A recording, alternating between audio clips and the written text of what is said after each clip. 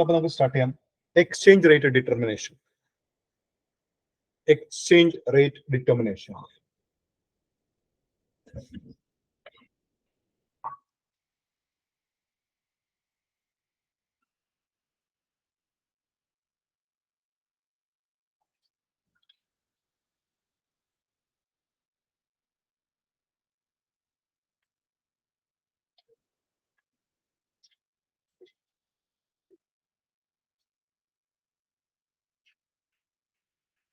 Exchange rate determination.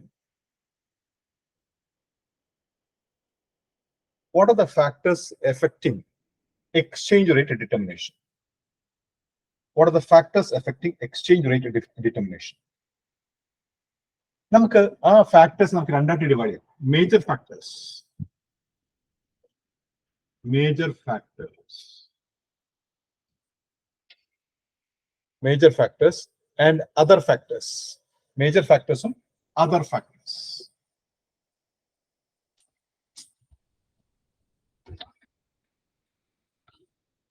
For the factors which are going to affect the exchange determination, we classify into two: major factor and other factor. Major factors in പറയുമ്പോൾ the first one, interest rate. രണ്ട്, inflation rate. These are the major factors. Interest rate and inflation rate ആണ് നമ്മുടെ major factor. അപ്പോൾ അതുകൊണ്ട് തന്നെ ഇതിനെ base ചെയ്ത തിയറീസും ഉണ്ട്. അപ്പോൾ ഈ ഇൻട്രസ്റ്റ് റേറ്റും inflation rate, these two are the major factor which is going to effect the exchange rate. അപ്പൊ എക്സ്ചേഞ്ച് റേറ്റ് ഡിറ്റർമിനേഷന്റെ രണ്ട് മേജർ ഫാക്ടേഴ്സ് ആണ് ഇത് രണ്ട്. ഇത് കൂടാതെ അതർ ഫാക്ടേഴ്സ് ഉണ്ട്. There are other factors also comparatively which is less relevant. ഇതായിട്ട് കമ്പയർ ചെയ്യുമ്പോൾ ലെസ് റിലവന്റ്, എന്നാലും റിലവന്റ് അല്ലാന്ന് പറയാൻ പറ്റില്ല. അപ്പോൾ what are other factors? Other ഫാക്ടേഴ്സിൽ വരുന്നത് കുറച്ചും കൂടി എന്താണ് ടെക്നിക്കൽ ആയിട്ടുള്ള കാര്യങ്ങളാണ്. അതായത് deficit in capital bar current account.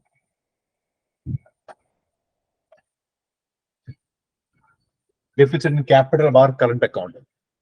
Capital current account ഇത് നിങ്ങൾ ചിലപ്പോൾ ഫെമയിലെ ചിലപ്പോൾ റെഫറൻസ് വരുന്നുണ്ട്. ഫെമയിലെ റെഫറൻസ് വരുന്നുണ്ട്. ഫെമ മിക്കവാറും എനിക്ക് തോന്നുന്നു നിങ്ങൾക്കൊരു കമ്പൾസറി മോഡ്യൂൾ ഉണ്ടാവും. ഒരു സെൽഫ് പേസ്റ്റ് നിങ്ങൾ മെയിൽ എഴുതുമ്പോൾ നിങ്ങൾക്ക് ഒരു സെൽഫ് പേസ്റ്റ് മോഡ്യൂൾ ഉണ്ടാവും. അതിൽ വരുന്നതാണ് deficit in capital and current account. അപ്പൊ ഇതില് നമുക്ക് deficit in capital account and current account which will have an impact on the exchange rate. അപ്പൊ ഈ ക്യാപിറ്റൽ അക്കൗണ്ട് അല്ലെങ്കിൽ കറണ്ട് അക്കൗണ്ടിലെ ഡെഫിസിറ്റ് അത് നമ്മുടെ എക്സ്ചേഞ്ച് റേറ്റിൽ ഒരു ഇമ്പാക്ട് ഉണ്ടാക്കും. It will affect our exchange rate. ഇപ്പൊ നമ്മുടെ കറണ്ട് അക്കൗണ്ടിൽ if there is a deficit in current account of a particular country, deficit in current account of a particular country, that is going to affect the currency. A currency affect ചെയ്യും ആ രാജ്യത്തെ. That will result in depreciation of currency. ആ currency depreciation. So deficit in current account will result in depreciation of that currency.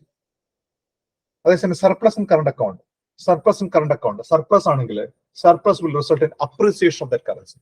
ആ കറൻസിയുടെ appreciation. അപ്പൊ എപ്പോഴും ഈ deficit അല്ലെങ്കിൽ surplus in capital account അല്ലെങ്കിൽ current account that is going to effect that home currency. ആ home കറൻസിനെയാണ് effect ചെയ്യുക. അപ്പോ deficit current account deficit that will depreciate the home currency. Current account deficit home കറൻസിനെ depreciate ചെയ്യും. Current account surplus ആണെങ്കിൽ home കറൻസിനെ appreciate ചെയ്യും. Capital account വരികയാണെങ്കിൽ if in capital account the net inflow, in case of capital account, if net inflow is positive ആണെങ്കിൽ then it will result in appreciation of home currency. Home currency appreciation ആയിരിക്കും. It will appreciate the home currency. അതേസമയം നമ്മുടെ capital account inflow negative ആണ്. Capital account inflow negative ആണെങ്കിൽ that will depreciate the home currency depreciate. അപ്പോൾ the deficit in capital account and current account will have an impact. അപ്പൊ ഇതും നമ്മുടെ currency എക്സ്ചേഞ്ചിനെ effect ചെയ്യുന്ന ഒരു കാര്യമാണ്. Deficit in capital account and current account. Then trade barriers അല്ലെങ്കിൽ trade restrictions. Trade barriers and trade restrictions. അല്ലെങ്കിൽ എന്താ, say for example, ഇപ്പൊ ഇന്ത്യ ഏതെങ്കിലും വേറെ രാജ്യമായിട്ട്, അപ്പൊ എന്ത് ചെയ്യുന്ന വെച്ചാൽ ഇന്ത്യ ഒരു ചില ട്രേഡ് ബാരിയർ, ചില ട്രേഡ് റെസ്ട്രിക്ഷൻ അല്ലെങ്കിൽ ലിമിറ്റേഷൻ കൊണ്ടുവരണം. അതായത് ഇന്ന രാജ്യത്തു നിന്നുള്ള ഇമ്പോർട്ട് റെസ്ട്രിക്ട് ചെയ്യണം, ഇന്ന രാജ്യത്തുള്ള ഇമ്പോർട്ട് റെസ്ട്രിക്ട് ചെയ്യണം. അപ്പോൾ government of India is going to restrict import, particular import from a particular country. ഒരു രാജ്യത്തു നിന്നുള്ള ഇമ്പോർട്ട് റെസ്ട്രിക്ട് ചെയ്യണം.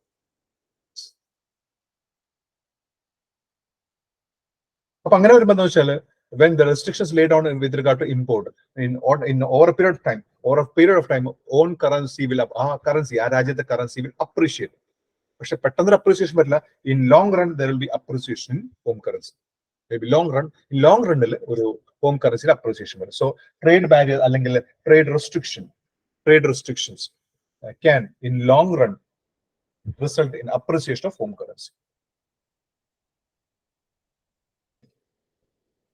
Then another factor that is the next is trade barrier അല്ലെങ്കിൽ trade restriction.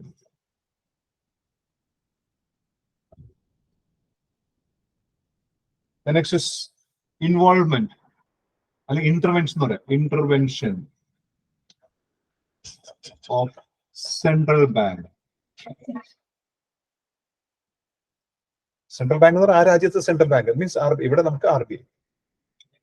അപ്പോ intervention of central bank or involvement of central bank. Sometimes central bank will try to regulate the exchange rate.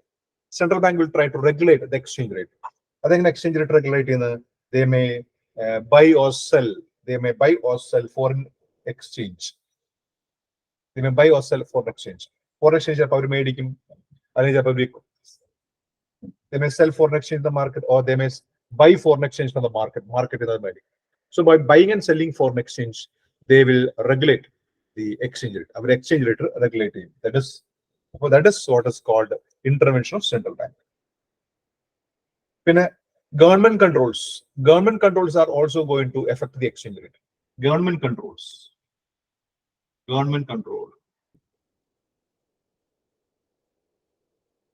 Government may lay down certain controls or restrictions that can also have an impact on the exchange rate.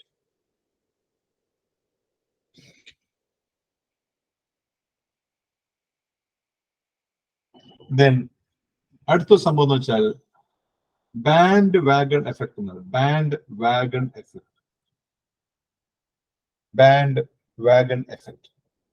ഇങ്ങനത്തെ terms ഒക്കെ ഒന്ന് ഓർത്ത് വെക്കണം. കാരണം വെച്ചാൽ ചിലപ്പോൾ വല്ല 4 മാർക്സിനൊക്കെയോ എല്ലാം ചോദിക്കാം. കാരണം ബാക്കിയൊക്കെ നമുക്ക് പെട്ടെന്ന് ക്ലിക്ക് ചെയ്യും. Bandwagon effect is actually expectation ആണ്. Bandwagon effect ഇതെന്താ സംഭവം വെച്ചാല്, ഒരു ഫോറക്സ് മാർക്കറ്റിൽ പല പാർട്ടിസിപ്പൻസ് ഉണ്ടാവും. ഒരു ഫോറക്സ് മാർക്കറ്റിൽ there are lot of participants. ആ കൂട്ടത്തിൽ ഒരാളാണ് സ്പെക്കുലേറ്റർ. ഉദ്ദേശം എന്താ? Speculator is engaged in speculation. But the speculations done by the speculator also will have an impact on the forex market. Other forex market impact, that means that may also affect the exchange rate. ഒരു forex മാർക്കറ്റാണ് speculators പല type ഉണ്ടാവും. ഇപ്പൊ ചെറിയ speculators ഉണ്ടാവും. ആരെങ്കിലും സ്പെക്കുലേറ്റിനെ കണ്ടിട്ട് അത് നോക്കി സ്പെക്കുലേറ്റ് ചെയ്യുന്ന ആൾക്കാരുണ്ടാവും. അപ്പൊ speculators may be of 2 types. ഒന്ന് നമ്മളെ പോലെ ചെറുകിട ആൾക്കാരുണ്ടാവും ചിലപ്പോൾ. പിന്നെ ഇത് കൂടാതെ ഡോമിനന്റ് സ്പെക്കുലേറ്റർ ഉണ്ടാവും. Dominant speculator he can influence the market. Forex market influence ചെയ്യാൻ പറ്റും ഡോമിനന്റ് സ്പെക്കുലേറ്റർ. അപ്പൊ dominant speculator will expect, dominant speculator foreign may expect that the exchange rate may fall. അല്ലെങ്കിൽ currency will fall. Currency താഴും. Currency value കുറയും എന്നൊരു the dominant speculator is expecting that fall in the currency value fall expected. ഉടനെ പുള്ളി എന്ത് ചെയ്യും? What he will do is he will take short position പറ്റിയൊക്കെ നമ്മൾ പിന്നീട് ഡെറിവേറ്റീവ്സ് പഠിക്കും. ഷോർട്ട് പൊസിഷൻ എന്ന് പറഞ്ഞാൽ സെല്ലാണ്. സെൽ വിത്തൗട്ട് ഹാവിംഗ് സ്റ്റോക്ക് കയ്യിലില്ലാതെ വിൽക്കുന്നതിനാണ് നമ്മൾ ഷോർട്ട് പൊസിഷൻ പറയുന്നത്. അപ്പോൾ ആ ഷോർട്ട് പൊസിഷൻ ഉദ്ദേശം എന്ന് വെച്ചാൽ നമ്മൾ ഇപ്പോഴത്തെ പ്രൈസിൽ വിൽക്കും. അതൊരു പ്രൈസ് ഫോൾ വരുമ്പോൾ നമ്മൾ എക്സ്പെക്ട് ചെയ്യുന്ന വെച്ചാൽ ഉടനെ ഇപ്പോഴത്തെ നമ്മുടെ കയ്യിൽ സെക്യൂരിറ്റി ഒന്നും ഉണ്ടാവില്ല. നമ്മൾ ഉടനെ ആ സെക്യൂരിറ്റി അങ്ങോട്ട് വെക്കും. അപ്പൊ നമ്മുടെ അക്കൗണ്ടിൽ ഈ സെക്യൂരിറ്റി നെഗറ്റീവ് ആയിട്ട് കാണും, കാരണം ഇല്ലാത്ത സാധനം എടുത്ത് വെച്ചിരിക്കുന്നു. അപ്പൊ നമ്മുടെ ഇന്റൻഷൻ എന്ന് വെച്ചാൽ we are expecting the price will fall. അപ്പൊ ഇപ്പൊ നമ്മൾ ഇപ്പോഴത്തെ അവൈലബിൾ പ്രൈസ് നമ്മൾ സാധനം വെക്കും, എന്നിട്ട് പ്രൈസ് കുറയുമ്പോൾ തിരിച്ചു മേടിക്കും. അപ്പൊ ഇപ്പൊ നമ്മൾ സാധനം ഒരു 100 വിറ്റ് കഴിഞ്ഞാൽ അവിടെ 100 നമ്മുടെ അക്കൗണ്ടിൽ 100 നെഗറ്റീവ് ആയിരിക്കും കിടക്കുക. നമ്മൾ ആ ട്രേഡിംഗ് പീരീഡിനുള്ളിൽ നമ്മൾ എന്ത് ചെയ്യും, തിരിച്ച് ആ 100 കുറഞ്ഞ വിലയ്ക്ക് വെക്കും, മേടിക്കും, കുറഞ്ഞ വിലയ്ക്ക് മേടിക്കും. മേടിച്ചു കഴിയുമ്പോൾ ആ -100 ഈ 100 തമ്മിൽ ടാലി ചെയ്യും, സീറോ എഫക്ട് സീറോ. അപ്പൊ ഷോർട്ട് പൊസിഷൻ എന്ന് പറയുമ്പോൾ ബേസിക്കലി എന്താണെന്ന് വെച്ചാൽ you are selling something without having that in your hand. നിങ്ങളുടെ കയ്യിലെ സ്റ്റോക്ക് ഇല്ലാതെ വിൽക്കുന്നു. അപ്പൊ അത്രയും സ്റ്റോക്ക് നിങ്ങളുടെ കയ്യിൽ ഷോർട്ടേജ് വരും. എന്നിട്ട് എന്ത് ചെയ്യും, ആ ട്രേഡിംഗ് പീരീഡിനുള്ളിൽ നിങ്ങൾ അത് തിരിച്ച് മേടിക്കും. അപ്പൊ എന്താ, സെൽ ബൈ. അപ്പൊ അത് ടാലി ചെയ്ത് പോകും. അതാണ് ഷോർട്ട് പൊസിഷൻ. അപ്പൊ ഈ പ്രൈസ് ഫോൾ വരുമ്പോൾ, പ്രൈസ് ഫോൾ ആണ് നമ്മൾ എക്സ്പെക്ട് ചെയ്യുന്നത്. നമ്മൾ ആദ്യം എടുക്കാൻ പോകുന്ന ആക്ഷൻ സെല്ലാണ്. കാരണം അവൈലബിൾ പ്രൈസ് നമ്മൾ വിൽക്കും with expectation that price will fall down and we will buy at a lower price, thereby earning profit. Appo andar buy and sell a higher price le, buy lower price le, definitely there will be profit. Appo ee dominant speculator there, he is expecting the price fall in the value of currency, so immediately he will take short position. അപ്പൊ ഇത് കണ്ടപ്പോ അപ്പൊ ഈ dominant ആയിട്ടുള്ള ആൾക്കാർ ചെയ്യുന്ന എന്താ നോക്കിയിരിക്കുന്ന കുറച്ച് ആൾക്കാർ, കുറച്ച് മറ്റു സ്പെക്കുലേറ്റേഴ്സ് ഉണ്ടാവും. അവരെന്ത് ചെയ്യും, ഇതേ പരിപാടി തന്നെ അവരും ചെയ്യും. കാരണം ഡോമിനന്റ് സ്പെക്കുലേറ്റർ ഇതാണ് ചെയ്തിരിക്കുന്നത്. സോ ഇതായിരിക്കും മാർക്കറ്റ് ട്രെൻഡ് എന്ന് പറഞ്ഞാൽ other speculators also will follow the position. ഇതേ പൊസിഷൻ തന്നെ അവർ ഫോളോ ചെയ്യും. അപ്പൊ ഇതെന്ത് സംഭവിക്കും, എല്ലാവരും ഈ പരിപാടി ചെയ്യുമ്പോൾ നാച്ചുറലി പ്രൈസ് ഫോൾ ആണ് എക്സ്പെക്ട് ചെയ്തുകൊണ്ടിരിക്കുന്നത്. This will result in fall in the value of കറൻസിയുടെ വാല്യൂ ഫോളോ ചെയ്യും. അപ്പൊ ഇതാണ്, അപ്പോ this is bandwagon effect അല്ലെങ്കിൽ എക്സ്പെക്ടേഷൻ ബേസ്ഡ്. അപ്പൊ this is also going to have an impact. This is also going to have an impact on the exchange rate. Appo these are other factors. Ee anjanam other factors are. These other factors. Which major factor എന്ന് പറയുമ്പോൾ interest rate ഉം inflation rate ആണ്. അപ്പൊ ഈ interest rate ഉം inflation rate നെ base ചെയ്തിട്ടാണ് നമ്മുടെ എക്സ്ചേഞ്ച് തിയറീസ് തന്നെ.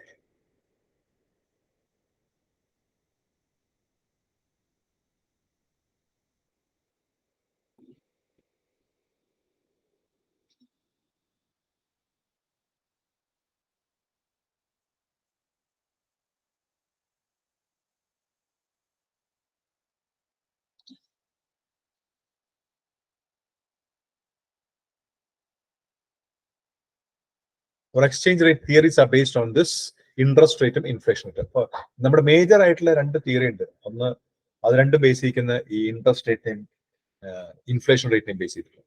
അപ്പൊ നമുക്ക് ആ തിയറിയിലേക്ക് പോകാം. First one is IRPT.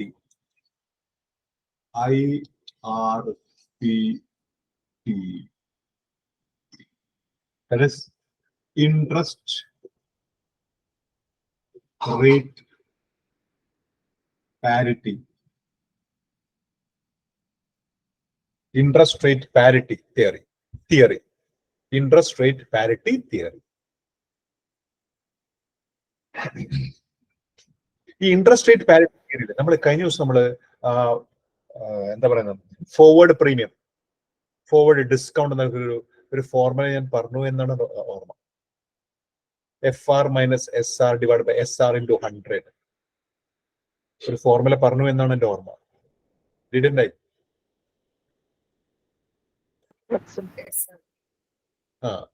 അത് ശരിക്കും അവിടെ നമ്മൾ ആ ഫോർമുല ഉപയോഗിച്ച് നമ്മൾ എന്താ ചെയ്യുന്നത്, we are calculating the annualised premium അല്ലെങ്കിൽ ആനുവലൈസ്ഡ് ഡിപ്രിസിയേഷൻ നമ്മൾ കാൽക്കുലേറ്റ് ചെയ്യുന്നത്. ആ ലെഫ്റ്റ് ഹാൻഡ് സൈഡിൽ കിടക്കുന്ന കറൻസിയുടെ ആനുവലൈസ്ഡ് അപ്രീസിയേഷൻ അല്ലെങ്കിൽ annualised depreciation. Appreciation means premium, depreciation means discount. അതാണ് നമ്മൾ ആ തിയറി നമ്മൾ അത് കാണാനുള്ള ഫോർമുല ആയിരുന്നു. ഈ ഇൻട്രസ്റ്റ് റേറ്റ് പാരിറ്റി തിയറി പറയുന്നത് വെച്ചാൽ ദാറ്റ് ഫോർവേഡ് പ്രീമിയം അല്ലെങ്കിൽ forward discount will be equal to interest rate differential between two countries. ഇപ്പൊ നമ്മള് ഡോളറും we are comparing exchange rate of dollar with rupee. ഡോളറും റുപ്പീസും നമ്മൾ ഇതിന്റെ എക്സ്ചേഞ്ച് റേറ്റുകൾ നമ്മൾ കമ്പയർ ചെയ്യും. We are comparing the exchange rate between dollar and rupee. അപ്പൊ നമ്മൾ കമ്പയർ ചെയ്ത് നമുക്കൊരു കാര്യം മനസ്സിലായി, ഏതെങ്കിലും ഒരു കറൻസി പ്രീമിയത്തിലാണ്. One currency may be a premium അല്ലെങ്കിൽ one currency may be a discount. May be premium അല്ലെങ്കിൽ ഡിസ്കൗണ്ട് ഉണ്ടാവും. ഇപ്പൊ സപ്പോസ് നമ്മൾ ഡോളറും റുപ്പിയും നമ്മൾ കമ്പയർ ചെയ്തപ്പോൾ വി അസ്യൂം ദാറ്റ് നമ്മൾ കാൽക്കുലേറ്റ് ചെയ്തു, നമ്മൾ കമ്പയർ ചെയ്ത് നമുക്ക് മനസ്സിലായി ഡോളർ അറ്റ് പ്രീമിയം എന്ന് മനസ്സിലായി, ഡോളർ അറ്റ് പ്രീമിയം എന്ന് മനസ്സിലായി. നമ്മൾ നോക്കിയപ്പോ ഡോളർ പ്രീമിയത്തിലാണ്. അപ്പൊ നമ്മൾ ഉടനെ എന്ത് ചെയ്തു, നമ്മൾ ആ ഫോർമുല ഉപയോഗിച്ചിട്ട് നമ്മൾ പ്രീമിയം എത്ര പെർസെന്റേജ് ഉണ്ടാവും, ആനലൈസ് പ്രീമിയം എത്ര പെർസെന്റേജ് ഉണ്ടാവും എന്ന് നമ്മളൊന്ന് കാൽക്കുലേറ്റ് ചെയ്തു. അങ്ങനെ കാൽക്കുലേറ്റ് ചെയ്ത് നമ്മൾ നോക്കിയപ്പോൾ എന്താണ് ഡോളറിന്റെ പ്രീമിയം നമ്മൾ കാൽക്കുലേറ്റ് ചെയ്തു. ചുമ്മാ കാൽക്കുലേറ്റ് ചെയ്ത് നോക്കിയപ്പോൾ നമുക്ക് 2% ആണ് പ്രീമിയം എന്ന് മനസ്സിലായി. 2% per annum. Analyze premium is not importance. When we calculate the premium, we find that premium is 2% per annum. Apo, we were actually comparing dollar and rupee, and we found that dollar was at premium. Dollar premium spot rate nekal kooduthalana forward rate. There are some spot rate nekal kooduthalana forward rate.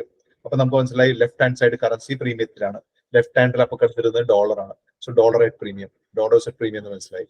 അപ്പോൾ നമ്മൾ എത്ര percentage premium ഉണ്ടാവുന്നത് calculate ചെയ്ത് നോക്കിയപ്പോൾ we found that premium is 2% per annum. Interest rate parity theory പറയുന്നത് എന്താ വെച്ചാൽ this premium അല്ലെങ്കിൽ discount whatever it may be, this premium അല്ലെങ്കിൽ discount actually represent interest rate differential between two countries. ഇന്ത്യയിലെയും USA-യിലെയും interest rate differential ആണ്.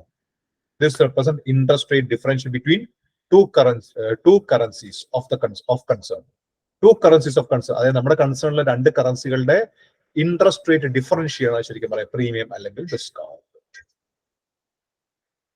ഇപ്പൊ ഇത് നമ്മൾ കമ്പയർ ചെയ്ത 2% ആണ് നമ്മൾ പ്രീമിയം എന്ന് മനസ്സിലായി. അപ്പോൾ ഉടനെ എന്താണ് the 2% will be the difference between interest rate in India and interest rate in USA. ഇന്ത്യയിലെ USA ഇൻട്രസ്റ്റ് റേറ്റിന്റെ ഡിഫറൻസ് ആണ്, ഡിഫറൻസും ഈ 2% ആണ്. അപ്പൊ basically this is IRP theory. അതായത് the premium അല്ലെങ്കിൽ discount between two currencies represent interest rate difference in two countries. രണ്ട് രാജ്യങ്ങൾ നമ്മൾ ഇൻട്രസ്റ്റ് റേറ്റ് ഡിഫറൻസ് ആണ്. ആ ഇൻട്രസ്റ്റ് റേറ്റ് ഡിഫറൻസ് എങ്ങനെ നമ്മൾ ഇവാലുവേറ്റ് ചെയ്യും? Country where interest rate is more, currency value will be less. Currency value get reduced. ഏത് രാജ്യത്താണോ interest rate കൂടുതൽ അവിടെ കറൻസി വാല്യൂ കുറഞ്ഞുകൊണ്ടിരിക്കും. ഏത് രാജ്യത്താണോ കമ്പാരിറ്റീവ്ലി ഇൻട്രസ്റ്റ് റേറ്റ് കുറവ്, അവിടെ കറൻസി മൂല്യം അല്ലെങ്കിൽ കറൻസി വാല്യൂ കൂടുതലായിരിക്കും. So country where interest rate is more, currency value tend to depreciate more. And country where interest rate is less, currency value tend to depreciate less. Currency depreciation കുറവായിരിക്കും. അത് അപ്പൊ ആ കറൻസിക്ക് മൂല്യം കൂടുതലായിരിക്കും. അപ്പോ ഇവിടെ ശരിക്കും പറഞ്ഞാൽ അവിടെ അപ്പൊ എന്താ സംഭവം വെച്ചാല് ഇൻട്രസ്റ്റ് റേറ്റും ആ ഇമ്പാക്റ്റും തമ്മിലൊരു ഇൻവേഴ്സ് റിലേഷനാണ്. ഇൻട്രസ്റ്റ് റേറ്റും ഡിപ്രീസിയേഷൻ തമ്മിലൊരു ഇൻവേഴ്സ് റിലേഷനാണ് അല്ലെ. ഇൻട്രസ്റ്റ് റേറ്റ് കൂടിക്കഴിഞ്ഞാൽ കറൻസി വാല്യൂ കുറവായിരിക്കും. ഇൻട്രസ്റ്റ് റേറ്റ് കൂടുതൽ, കറൻസി വാല്യൂ കുറവ്. അതായത് ഡിപ്രീസിയേഷൻ കൂടിയ കറൻസി. അപ്പൊ ഇൻട്രസ്റ്റ് റേറ്റും കറൻസി വാല്യൂ തമ്മിലൊരു ഇൻവേഴ്സ് റിലേഷൻ. ഇൻട്രസ്റ്റ് റേറ്റ് കൂടിയാൽ കറൻസി വാല്യൂ കുറയും. ഇൻട്രസ്റ്റ് റേറ്റ് കൂടിയാൽ കറൻസി വാല്യൂ കുറയും. ഇൻട്രസ്റ്റ് റേറ്റ് കുറവാണെങ്കിൽ കറൻസി വാല്യൂ കൂടുതൽ. അപ്പൊ ഇവിടെ ഡോളർ പ്രീമിയം ആണ്. അപ്പോ ഏത് കറൻസിയാണോ പ്രീമിയത്തിൽ നിൽക്കുന്നത് അവിടുത്തെ ഇൻട്രസ്റ്റ് റേറ്റ് കുറവായിരിക്കും. ഏത് കറൻസിയാണോ ഡിസ്കൗണ്ട് നിൽക്കുന്നത് അവിടുത്തെ ഇൻട്രസ്റ്റ് റേറ്റ് കൂടുതലായിരിക്കും. If currency at premium, interest rate is comparatively less. Currency at discount, interest rate is comparatively more. Currency at a premium, interest less. Currency at a discount, interest rate will be more. Interest rate കൂടുതലായിരിക്കും. അപ്പൊ നമ്മളിവിടെ നോക്കിയപ്പോ dollar at premium ആണ്. അപ്പൊ ഡോളറും rupee നമ്മൾ compare ചെയ്തപ്പോ dollar at premium ആണ്. Dollar at premium means otherwise called rupee at discount ആണ്. Dollar at premium means otherwise it rupees at discount. അപ്പൊ ഡോളർ പ്രീമിയം ആകുമ്പോൾ നാച്ചുറലി എന്താണ് കറൻസീസ് അറ്റ് പ്രീമിയം. അപ്പോൾ ഡോളർ പ്രീമിയം ആണെങ്കിൽ അവിടുത്തെ ഇൻട്രസ്റ്റ് റേറ്റ് കുറവായിരിക്കും. Compared to India interest rate അവിടെ കുറവാണ്. ഇൻട്രസ്റ്റ് റേറ്റ് കുറവാണ്. ഇപ്പൊ ഡോളർ പ്രീമിയത്തിലാണെങ്കിൽ USA ഇൻട്രസ്റ്റ് റേറ്റ് കുറവാണ്, റുപ്പി ഡിസ്കൗണ്ടിലാണ്. അതിന് ഓപ്പോസിറ്റ് റുപ്പി അപ്പൊ ഡിസ്കൗണ്ടിലാണ്. അപ്പോൾ ഇന്ത്യയിൽ ഇൻട്രസ്റ്റ് റേറ്റ് കൂടുതലാണ്. ഇന്ത്യയിലെ ഇൻട്രസ്റ്റ് റേറ്റ് കൂടുതലാണ്. Interest rate in India is more. Okay ആണോ? ഇതാണ് that is what is expressed by IRP theory.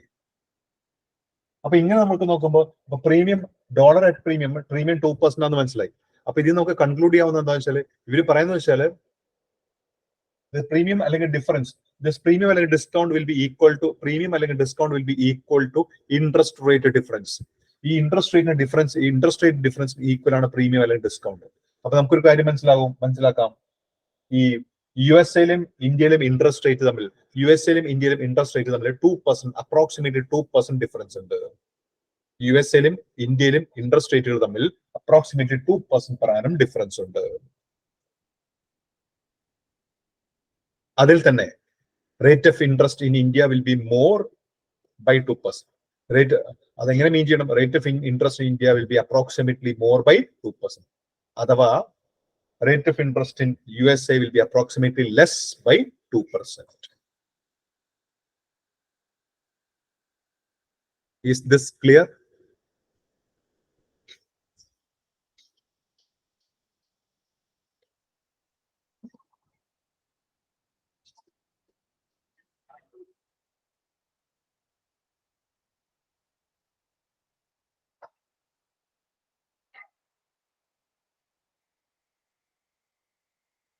Clear ആണോ? Yes, sir.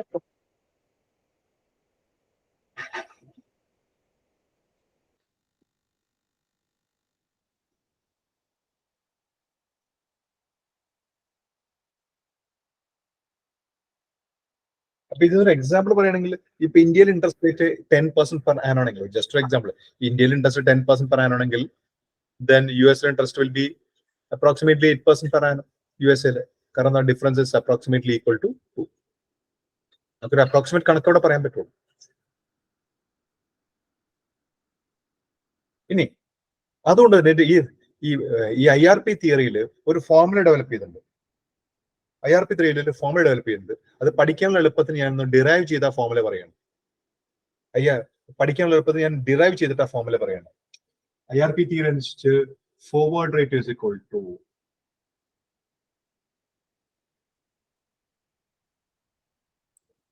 FR is equal to SR into 1 plus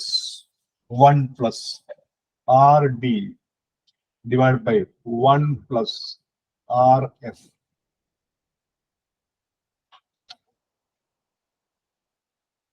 FR is equal to SR into 1 plus RD divided by 1 plus RF. Where FR represents forward rate.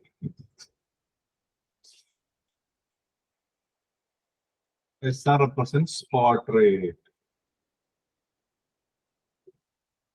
RD, domestic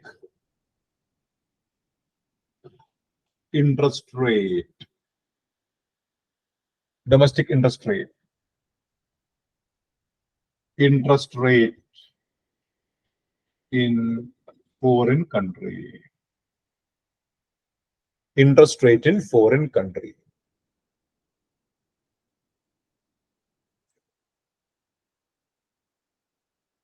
Interest rate in foreign country. But this is a domestic market interest rate, is a foreign market interest rate. പക്ഷേ ഈ formula ശരിക്കും പറഞ്ഞ ഒരു direct code concept ആണ് ഈ formula നമ്മൾ എഴുതി വെച്ചിരിക്കുന്നത്. ഡയറക്ട് കോഡ് കൺസെപ്റ്റ് ആണ് ഈ ഫോർമുല എഴുതി വെച്ചിരിക്കുന്നത്. അപ്പൊ അതുകൊണ്ട് തന്നെ ഇൻഡയറക്ട് കോട്ട് വരുമ്പോൾ ഈ ഫോർമുലയിൽ ഒരു ഫോർമുലയിൽ ചേഞ്ച് വരും. ഇൻഡയറക്ട് കോട്ട് വരുമ്പോൾ ഇൻഡയറക്ട് കോട്ടാണെങ്കിൽ ഈ ഫോർമുല ശരിക്കും റിവേഴ്സ് ആവും. ഈ ഫോർമുല റിവേഴ്സ് ആവും. ഇൻഡയറക്ട് കോട്ടാണെങ്കിൽ ഈ ഫോർമുല റിവേഴ്സ് ആവും. This formula should get reversed.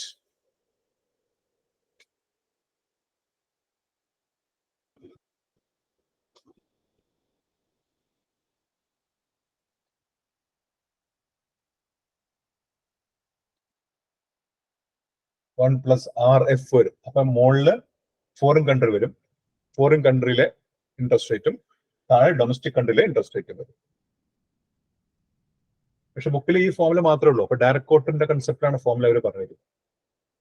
പക്ഷെ പരീക്ഷയ്ക്ക് ചിലപ്പോൾ എങ്ങനെ ഡയറക്ട് കോട്ടിൽ വന്നു കഴിഞ്ഞാൽ ഇത് അപ്ലൈ ചെയ്യേണ്ടി വരും. പക്ഷെ അത് പഠിക്കാനുള്ള എളുപ്പ വഴി എന്താ വെച്ചാല് സംഭവം എന്ന് വെച്ചാല് ഈ കോട്ട് നമ്മൾ എപ്പോഴും എഴുതുമ്പോഴും മനസ്സിലാവും നോക്കൂ. കോട്ട് നമ്മൾ എപ്പോഴും എഴുതുമ്പോഴും ലെഫ്റ്റ് സൈഡ് കറൻസി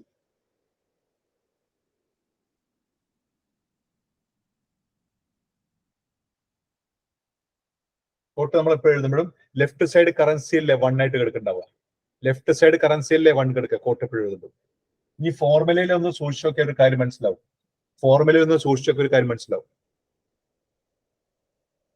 ലെഫ്റ്റ് സൈഡിൽ ഏത് കറൻസിയാണോ എഴുതുന്നത്, അതിന്റെ ഇൻട്രസ്റ്റ് ആയിരിക്കും ഡിനോമിനേറ്റർ. ലെഫ്റ്റ് സൈഡിൽ ഏത് കറൻസിയാണോ എഴുതുന്നത് അതിന്റെ ഇൻട്രസ്റ്റ് റേറ്റ് ആയിരിക്കും ഡിനോമിനേറ്റർ. റൈറ്റ് സൈഡിൽ നമ്മൾ ഏത് കറൻസിയാണോ എഴുതുന്നത് അതിന്റെ ഇൻട്രസ്റ്റ് റേറ്റ് ആയിരിക്കും ന്യൂമറേറ്റർ. ഒന്ന് ആലോചിച്ച് നോക്കാമോ? ഇപ്പൊ നമ്മൾ ഡയറക്ട് കോട്ടാണ് എഴുതുന്നത് വെച്ചോ. ഡയറക്ട് കോട്ടാണ് നമ്മൾ എഴുതുന്നത്. ഡയറക്ട് കോട്ടിൽ നമ്മൾ എന്ത് ചെയ്യും? $1 ഇപ്പൊ ഇന്ത്യയിലാണ് ₹70 എഴുതി. $1 എഴുതി ഡയറക്ട് കോട്ട്. അപ്പൊ ഡയറക്ട് കോട്ടിന്റെ ഫോർമുല നോക്കിയേ.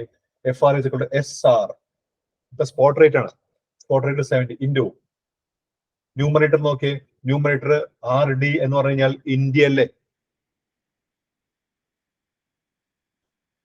ന്യൂമറേറ്ററിൽ റൈറ്റ് സൈഡിൽ കിടക്കുന്ന കറൻസിയുടെ ഇൻട്രസ്റ്റ് റേറ്റ് ആണ്. ഡിനോമിനേറ്ററിൽ ലെഫ്റ്റ് സൈഡിൽ കിടക്കുന്ന കറൻസിയുടെ ഇൻട്രസ്റ്റ് റേറ്റ് ആണ്.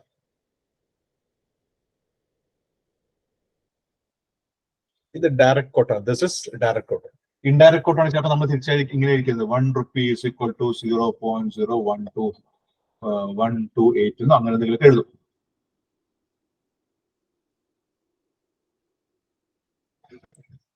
$1 എന്തെങ്കിലും $1 ഞാൻ എഴുതും. ഇവിടെ നോക്കിയേ, ലെഫ്റ്റ് സൈഡിൽ റുപ്പിയാണ് കിടക്കുന്നത്. ലെഫ്റ്റ് സൈഡിൽ കിടക്കുന്ന കറൻസി റുപ്പിയുടെ ഇൻട്രസ്റ്റ് റേറ്റ് ഡിനോമിനേറ്ററിലാണ് കിടക്കുന്നത്. റൈറ്റ് സൈഡിൽ കിടക്കുന്ന ഡോളറാണ്. ഡോളറിന്റെ ഇൻട്രസ്റ്റ് റേറ്റ് ആണ് ന്യൂമറേറ്റർ എടുക്കുന്നത്. Can you follow? അപ്പൊ എപ്പോഴും ഈ ഫോമുല എഴുതുമ്പോൾ ഇത്ര ആലോചിച്ചാൽ മതി.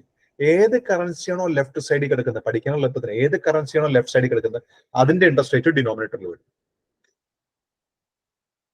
വേറെ കൂടുതൽ ഒന്നും ആലോചിക്കണ്ട. അപ്പൊ അപ്പൊ ഫോർമുല വരെ എഴുതണ്ട. ഫോർമുല പോലും എഴുതണ്ട. ഡയറക്ട് കോട്ടോ ഇൻഡയറക്ട് കോട്ടോ നോക്കണ്ട. ജസ്റ്റ് IRP തിയറി നോക്കിക്കഴിഞ്ഞാൽ യൂസിങ് IRPT തിയറി എന്ന് ഒറ്റ എഴുതിയാൽ മതി. എന്നിട്ട് ലെഫ്റ്റ് സൈഡിൽ ഏത് കറൻസി അത് അതിന്റെ ഇൻട്രസ്റ്റ് റേറ്റ് ഡിനോമിനേറ്ററിൽ വരും. എങ്ങനെ വന്നാൽ അതേ നോക്കി അതിന്റെ interest rate denominator. Left side currency denominator, right side currency numerator.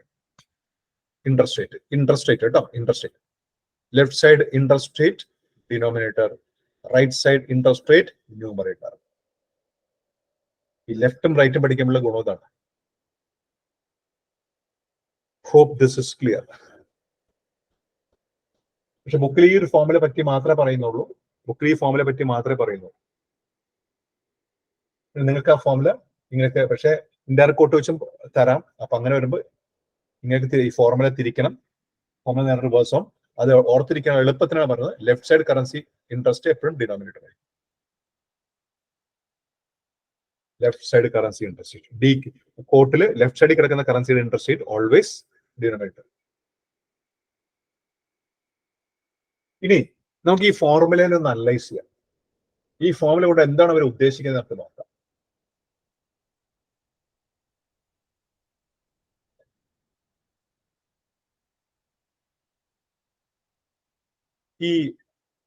ഈ കവേർഡ് റേറ്റ്, അൺകവേർഡ് റേറ്റ്സ് ഒക്കെ ഉണ്ട്. ഫോർമുല സെയിം തന്നെയാണ്. കവേർഡ് റേറ്റ് ആണെങ്കിൽ നമ്മൾ ഈ ഫോർമുല വെച്ച് നമ്മൾ കാണുന്നത് കവേർഡ് പൊസിഷൻ ആണെങ്കിൽ, അല്ലെങ്കിൽ കവേർഡ് റേറ്റ് ആണ് നമ്മൾ ഈ ഫോർമുല വെച്ച് കാണുന്നത് ഫോർവേഡ് റേറ്റ് ആണ്. അതേസമയം അൺകവേർഡ് ഫോം ആണെങ്കിൽ, അൺകവേർഡ് ഇൻട്രസ്റ്റ് റേറ്റ് ആണെങ്കിൽ Uncovered interest rate parity ആണെങ്കിൽ നമ്മൾ ഈ ഫോർമുല വെച്ച് കണ്ടുപിടിക്കുന്നത് ഫ്യൂച്ചർ സ്പോട്ട് റേറ്റ് ആണ്. കവേർഡ് ഇൻട്രസ്റ്റ് പാരിറ്റി ആണെങ്കിൽ നമ്മൾ ഈ ഫോർമുല വെച്ച് കണ്ടുപിടിക്കുന്നത് ഫോർവേഡ് റേറ്റ് ആണ്. അൺകവേർഡ് ഇൻട്രസ്റ്റ് പാരിറ്റി റേറ്റ് ആണെങ്കിൽ നമ്മൾ ഈ ഫോർമുല വെച്ച് നമ്മൾ കണ്ടുപിടിക്കുന്നത് ഫ്യൂച്ചർ സ്പോട്ട് റേറ്റ് ആണ്. ഫ്യൂച്ചർ സ്പോട്ട് റേറ്റ് അതെന്താ വെച്ചാൽ കവേർഡിലാണെങ്കിൽ നമ്മൾ കവേർഡ് ഇൻട്രസ്റ്റ് റേറ്റ് പാരിറ്റി എന്ന് പറയുമ്പോൾ നമ്മൾ ഫോറിൻ എക്സ്ചേഞ്ച് റിസ്ക് കവർ ചെയ്യുന്ന മെത്തേഡാണ്. അവിടെ ഫോറിൻ എക്സ്ചേഞ്ച് റിസ്ക് നമ്മൾ കവർ ചെയ്തിട്ടുണ്ട്. അൺകവേർഡ് ഇൻട്രസ്റ്റ് റേറ്റ് പാരിറ്റിയിൽ you are not covering the risk നിങ്ങൾ കവർ ചെയ്യുന്നില്ല. റിസ്ക് കവർ ചെയ്തിടത്തോളം കാലം ഈ ഫോർവേഡ് റേറ്റ് എന്ന് പറഞ്ഞ കൺസെപ്റ്റേ ഉണ്ടാവില്ല. റിസ്ക് കവർ ചെയ്യുന്നില്ലെങ്കിൽ ഫോർവേഡ് റേറ്റ് കൺസെപ്റ്റ് ഉണ്ടാവില്ല. അങ്ങനെ വരുമ്പോൾ ഈ ഫോർമുല വെച്ച് നമ്മൾ കണ്ടുപിടിക്കുന്നത് ഫ്യൂച്ചർ സ്പോട്ട് റേറ്റ്. അപ്പൊ ഈ ഫോർമുലയ്ക്ക് രണ്ട് മീനിങ് ഉണ്ട്. ഈ ഫോർമുല വെച്ച് നമ്മൾ കണ്ടുപിടിക്കുന്നത് ഒന്നുമില്ലെങ്കിൽ ഫോർവേഡ് റേറ്റ് ആയിരിക്കും. അതായത് ഫോറിൻ എക്സ്ചേഞ്ച് റിസ്ക് കവർ ചെയ്തിട്ടുണ്ടെങ്കിൽ നമ്മൾ കണ്ടുപിടിക്കുന്നത് ഈ ഫോർമുല വെച്ച് നമ്മൾ കണ്ടുപിടിക്കുന്നത് ഫോർവേഡ് റേറ്റ് ആയിരിക്കും. ഫോറിൻ എക്സ്ചേഞ്ച് റിസ്കിന് കവറേജ് ഇല്ലെങ്കിൽ നമ്മൾ ഈ ഫോർമുല വെച്ച് കണ്ടുപിടിക്കുന്നത് ഫ്യൂച്ചർ സ്പോട്ട് റേറ്റ് ആയിരിക്കും. അപ്പൊ വ്യത്യാസത്തേ ഉള്ളൂ. കവേർഡ് ഇൻട്രസ്റ്റ് റേറ്റ് പാരിറ്റി ആണെങ്കിൽ നമ്മൾ കണ്ടുപിടിക്കുന്നത് FR ആയിരിക്കും.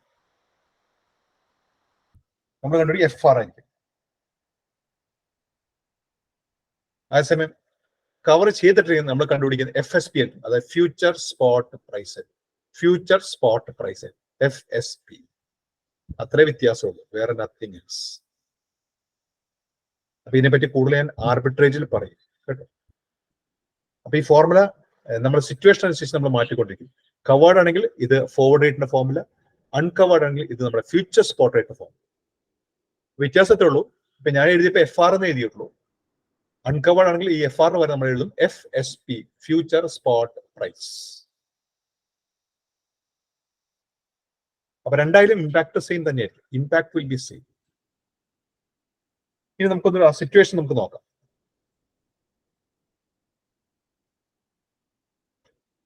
ഇപ്പൊ നാച്ചുറലി ഇപ്പൊ ഞാനൊരു example, I'm going to write an example. ഇപ്പോ now SP0, that is present spot rate, ഇപ്പോഴത്തെ spot rate $1 is equal to ₹70. $1 is equal to ₹70. Interest rate India 12% per annum. Indian interest rate 12% per annum. USA interest rate 8% per annum. 8% per annum. അപ്പൊ USA ഒരാൾ ചിന്തിക്കുകയാണ്, എന്റെ രാജ്യം USA ഒരാൾ ആലോചിക്കുകയാണ്, എന്റെ രാജ്യത്ത് ആകെ 8% per annum ഇൻട്രസ്റ്റ് ഉള്ളൂ. ഇന്ത്യയിൽ കൊണ്ട് ഇൻവെസ്റ്റ് ചെയ്താൽ 12% per annum ഇൻട്രസ്റ്റ് കിട്ടും. അപ്പൊ ഇന്ത്യയിൽ 4% ഇൻട്രസ്റ്റ് കൊടുക്കാം. So let me invest in India so that I will get 4% per annum interest more. ഇതാണ് ഒരു അമേരിക്കക്കാരന്റെ ഒരു ആലോചന. അപ്പൊ അമേരിക്കക്കാരൻ ചിന്തിക്കുക വെച്ചാൽ ഞാനിപ്പോ അമേരിക്ക തന്നെ $1 ഇൻവെസ്റ്റ് ചെയ്യണം. If I invest $1 in USA, അമേരിക്കയിൽ $1 ഇൻവെസ്റ്റ് ചെയ്ത് കഴിഞ്ഞാൽ after 1 year I will get only $1.08. ഒരു വർഷം കഴിയുമ്പോൾ $1.08 കിട്ടും. ഒരു കാര്യം ചെയ്യാം, ഇന്ത്യയിൽ ഇൻവെസ്റ്റ് ചെയ്തേക്കാം. അപ്പോൾ will I get more return? എനിക്ക് ഇന്ത്യയിൽ കൂടുതൽ റിട്ടേൺ കിട്ടുമോ? അതാണ് പുള്ളിയുടെ ആലോചന. ഉടനെ പുള്ളി എന്ത് ചെയ്യും? ഇപ്പൊ ഇന്ത്യയിൽ ഇൻവെസ്റ്റ് ചെയ്യാൻ തീരുമാനിച്ചു. ഇത് USA ഇൻവെസ്റ്റ് ചെയ്തല്ല അവസ്ഥ. ഇന്ത്യയിൽ ഇൻവെസ്റ്റ് ചെയ്ത് he decided to invest in India. Invest in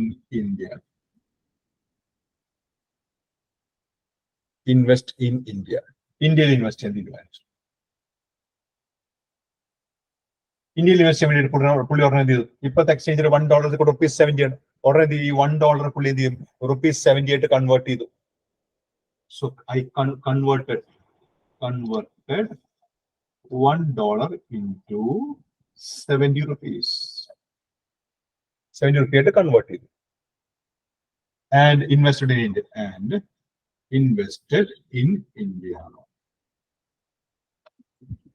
Indian invested. After 1 year, ഒരു വർഷം കഴിയുമ്പോൾ ഡെപ്പോസിറ്റ് മെച്ചൂർ ചെയ്തു. ഈ 70 rupees കിട്ടും, അതുമായി 12% per annum ഇൻട്രസ്റ്റും കിട്ടും. വിച്ച് മീൻസ് 78.4 rupees ആവും അല്ലേ? ശരിയല്ലേ? Is it correct?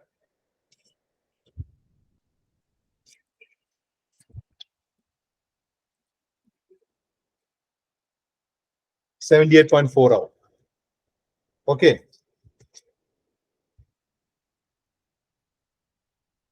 ഇനി നെക്സ്റ്റ് അടുത്ത ഇഷ്യൂ എന്ന് വെച്ചാൽ now he want to convert back to US dollar. ഇയാൾക്ക് US dollar ആയിട്ട് കൺവേർട്ട് ബാക്ക് ചെയ്യണം. And he will be converting this 78.4 into US dollar at rate prevailing after 1 year. ഒരു വർഷം കഴിഞ്ഞിട്ടുള്ള റേറ്റിലായിരിക്കും കൺവേർട്ട് ചെയ്യാൻ പോകുന്നത്. കാരണം he is getting this 78.4 after 1 year. So he'll convert this 78.4 received after 1 year to his currency, that is dollar. That conversion will happen either at forward rate. Covered ആണെങ്കിൽ covered interest parity ആണെങ്കിൽ he will convert at forward rate. Covered അല്ലെങ്കിൽ he will convert at future spot rate, means 1 year കഴിഞ്ഞിട്ടുള്ള spot rate he will convert. എന്തായാലും നമുക്ക് ആ rate ഒന്ന് calculate ചെയ്ത് നോക്കാം. Let us calculate that. FR concept ഞാൻ കാൽക്കുലേറ്റ് ചെയ്യണം. FR is equal to, അപ്പൊ നമ്മുടെ ഇന്ത്യ ബേസ് ചെയ്താണ് ഞാൻ കാണുന്നത്. ഇപ്പൊ $1 70 ആണ് കിടക്കുന്നത് അല്ലെ? 70 into ഞാൻ LHC RHC കൺസെപ്റ്റ് നോക്കണം. RHCയിൽ എടുക്കുന്ന റുപ്പിയാണ്. RHCയിൽ എടുക്കുന്ന റുപ്പിയാണ്. ആ റുപ്പി ഇൻട്രസ്റ്റ് റേറ്റ് ആണ് ന്യൂമറേറ്റർ. RHC എടുക്കുന്ന റുപ്പിയാണ്. Rupee interest rate numerator. അപ്പോ 1 പ്ലസ് RD എന്ന് പറയുമ്പോൾ 1.12 ഡിവൈഡ് ബൈ 1.08. LHC കിടക്കുന്ന ഡോളറാണ്. അപ്പൊ dollar interest rate denominator. Clear? Please respond.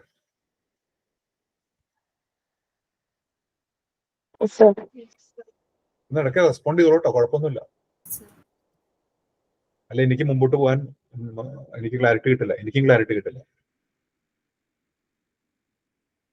Class attend ചെയ്യുന്നവർക്ക് ഡബിൾ എഫക്ട് കിട്ടിക്കോട്ടെ എന്ന് വെച്ചിട്ടാണ് ഞാൻ ഇങ്ങനെ പോകുന്നത്. 1.12 ഡിവൈഡ് ബൈ 1.08. സാർ അതൊന്നുകൂടെ പറയുക. Forward rate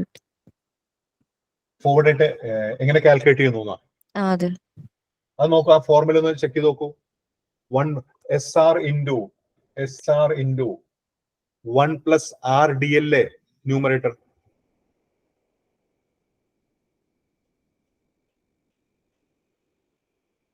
interest rate in India 12% per annum കിടക്കണില്ലേ? കണ്ടായിരുന്നോ? കണ്ടോ ഇവിടെ എഴുതിക്കുന്നത്? അപ്പൊ ഞാനിപ്പോ ഡയറക്ട് കോഡ് കൺസെപ്റ്റിലാണ് എഴുതിയിരിക്കുന്നത്. അപ്പോ ഇന്ത്യയിൽ 1 plus RD means rate in domestic country, that is India, 12% per annum, divided by 1 plus RF means interest rate in foreign country, USA. Clear? അപ്പൊ അതിന് വേണമെങ്കിൽ എളുപ്പവഴി ഇങ്ങനെ ഡൊമസ്റ്റിക്കും ഫോറിനും നോക്കണം. ഞാൻ എളുപ്പവഴി പറഞ്ഞില്ലേ, ലെഫ്റ്റ് സൈഡും റൈറ്റ് സൈഡും കറൻസി ആലോചിക്കുക കേട്ടോ. Left side currency interest rate ആയിരിക്കും ഡിനോമിനേറ്റർ. ശരിയല്ല? അങ്ങനെയല്ല കിടക്കുന്നത്. റൈറ്റ് സൈഡിൽ ഇൻട്രസ്റ്റ് റേറ്റ്, കറൻസിയുടെ ഇൻട്രസ്റ്റ് റേറ്റ് ആയിരിക്കും ന്യൂമറേറ്റർ. എപ്പോഴും ഡയറക്ട് കോട്ടും ഇൻഡയറക്ട് കോട്ടിനെ പറ്റി ചിന്തിക്കുകയേ വേണ്ട. ലെഫ്റ്റ് സൈഡും റൈറ്റ് സൈഡും ആലോചിച്ചാൽ മതി. ലെഫ്റ്റ് സൈഡിൽ ഇൻട്രസ്റ്റ് റേറ്റ് എപ്പോഴും ഡിനോമിനേറ്റർ ആയിരിക്കും, തിരിഞ്ഞു വരില്ല കേട്ടോ. ബാക്കി ആർക്കും ഡൗട്ട് ഇല്ലാന്ന് വിചാരിക്കുന്നത് ഫോർമുല. അപ്പൊ ഇതൊന്ന് കാൽക്കുലേറ്റ് ചെയ്യുമ്പോൾ എത്ര വരും forward rate? How much will be the forward rate?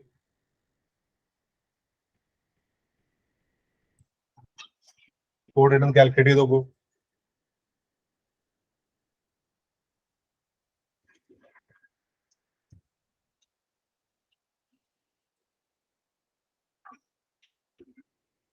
$72.5926 ആണോ? 72.5926. 72.5926.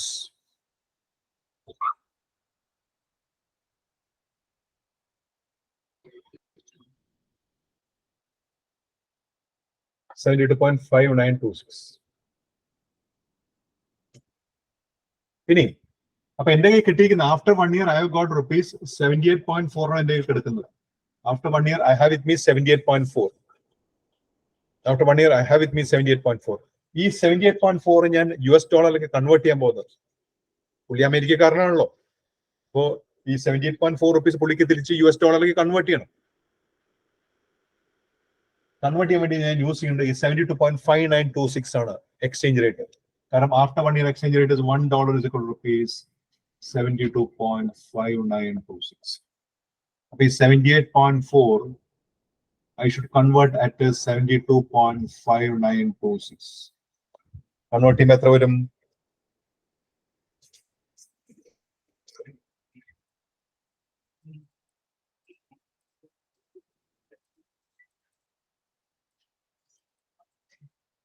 $1.08 ഒന്നില്ലേ?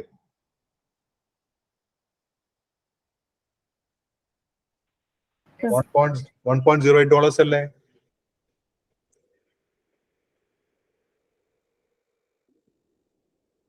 Have you checked?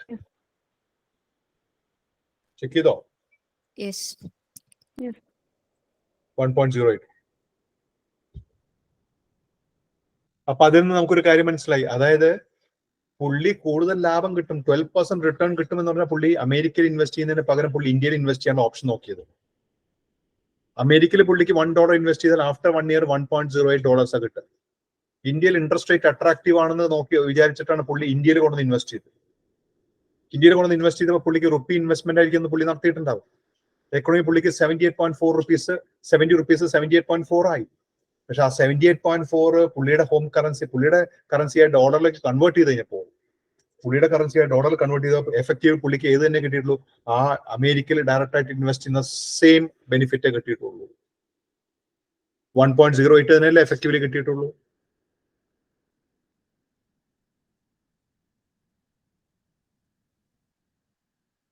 This is what is expressed by interest rate parity theory. അതായത് whatever advantage you get on account of interest rate, that advantage will be offset by currency fluctuation അല്ലെങ്കിൽ exchange fluctuation. Interest advantage നിങ്ങൾക്ക് എന്ത് കിട്ടിയാലും ആ interest advantage offset ചെയ്യും. What will offset it? Currency fluctuation will offset interest advantage. ഞാൻ invest ചെയ്യുന്ന സമയത്ത് 70 rupees ആയിരുന്നു, $1 ആയിരുന്നു ആ ഇൻവെസ്റ്റ് ചെയ്യുന്ന സമയത്ത്. ആ ബേസിൽ പുള്ളി ഇന്ത്യയിൽ ഇൻവെസ്റ്റ് ചെയ്തു, 70 റുപ്പീസ് 12% റിട്ടേൺ മേടിച്ചു, 78.4 ആയി. പക്ഷെ തിരിച്ച് ആ 78.4 ഡോളറിലേക്ക് കൺവേർട്ട് ചെയ്യുന്ന സമയത്തും എക്സ്ചേഞ്ച് റേറ്റ് 70 അല്ല. Exchange rate is never 70. Exchange rate has become 72.5926, which means when he convert, he will get only the same return. He will get only the same return he would have got had he invested in USA. USA invest ചെയ്തില്ലെങ്കിൽ എന്ത് return കിട്ടുമായിരുന്നു? അത് തന്നെ ഇന്ത്യയിൽ invest ചെയ്താലും കിട്ടുള്ളൂ effectively. That is conveyed by interest rate parity theory. Whatever advantage you get on account of interest, that will be offset by fluctuation. Currency fluctuation കാരണം ആ ബെനിഫിറ്റ് ഓഫ്സെറ്റ് ആയിപ്പോകും. അപ്പോ ഇന്ത്യയും യു എസും തമ്മിൽ കമ്പയർ ചെയ്യുന്ന സമയത്ത് എന്താ what is the result? Result എന്താ? നമുക്ക് അങ്ങനെ ഇവര് തമ്മിൽ ഒരു advantages country, investment advantages country എന്ന് ഓപ്റ്റ് ചെയ്യാൻ പറ്റില്ല. You cannot opt. കാരണം ഒരു സ്ഥലത്ത് അഡ്വാൻറ്റേജ് ആണെങ്കിൽ ഓപ്പോസിറ്റ് സ്ഥലത്ത് ഡിസ്അഡ്വാൻറ്റേജ് ഉണ്ട്.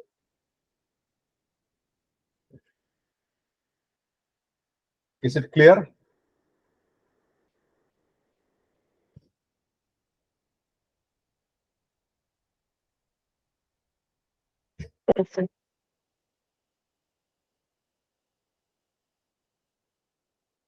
എക്സാമ്പിൾ മനസ്സിലായി എന്ന് വിചാരിക്കും.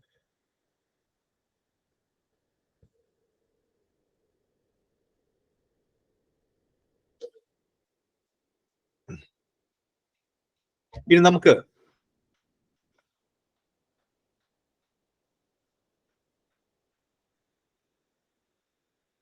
ഇപ്പൊ ഞാനിവിടെ എഴുതിയിരിക്കുന്ന എക്സ്ചേഞ്ച് റേറ്റ് സ്പോട്ട് റേറ്റ് 70യും ഇപ്പൊ ഫോർവേഡ് റേറ്റ് ഞാൻ എഴുതിയിരിക്കുന്നത് 72.5926 എഴുതിയിരിക്കുന്നത്. നമുക്ക് അപ്പൊ ഒരു കാര്യം നമുക്ക് മനസ്സിലായി. Spot rate $1 is equal to ₹70. Forward rate 1 year forward rate $1 is equal to 72.5926. 72.5926. 1 year forward rate. 72.5926. Above FR greater than SR. FR is greater than SR. So LHC, left hand side currency, that is dollar. Premium. LHC, that is dollar is at a premium. Dollar premium. Now we analyze premium. Analyzed premium. Let us see how much is the analyzed premium. I think analyzed appreciation. Let us see how much is the analyzed appreciation. And I'm using the formula FR minus SR divided by SR into 100. But into 100 is 1 year. FR is 72.5926 minus 70 divided by 70 into 100.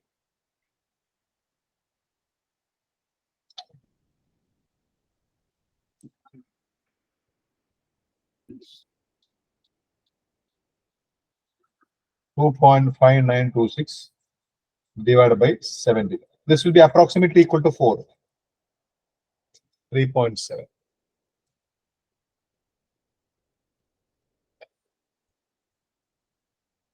3.7% per annum. That is approximately 4. Approximately 4. And 12%, 8%. This is difference 4%. 12%, 8%. Difference is 4. So this analyzed appreciation depreciation will be approximately equal to that interest rate difference.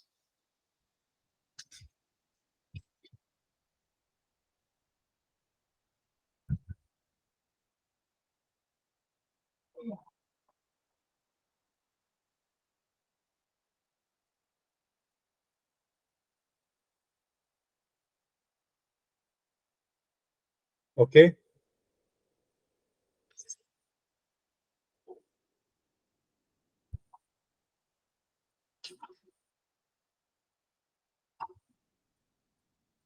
Finished?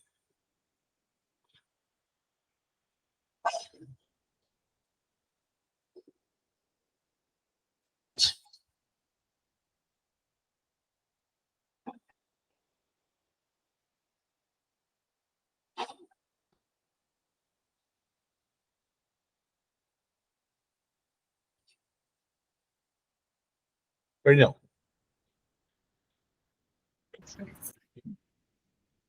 Message ഇട്ടാലും മതി.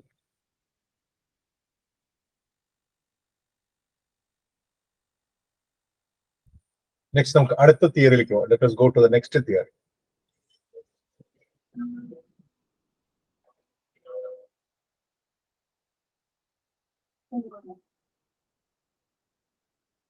Next theory is purchasing power parity. Purchasing power parity.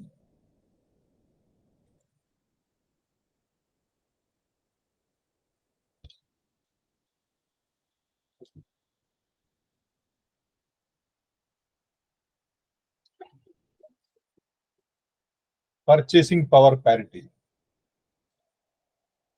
PPPT, purchasing power parity theory. That is PPPT. PPPT. Purchasing power parity theory.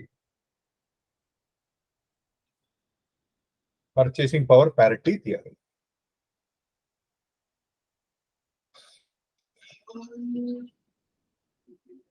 Purchasing power parity theory, importance is given for the purchasing power of currency. Currency purchasing power is important. That is, this theory the exchange rate reflect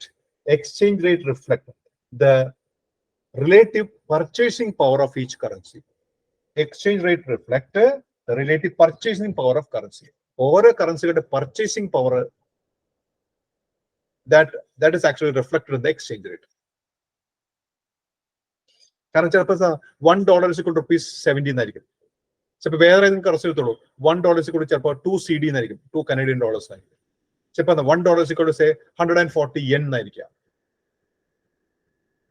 അപ്പൊ ഇങ്ങനെ പല കറൻസികൾക്കും പല exchange rate ആയിരിക്കും.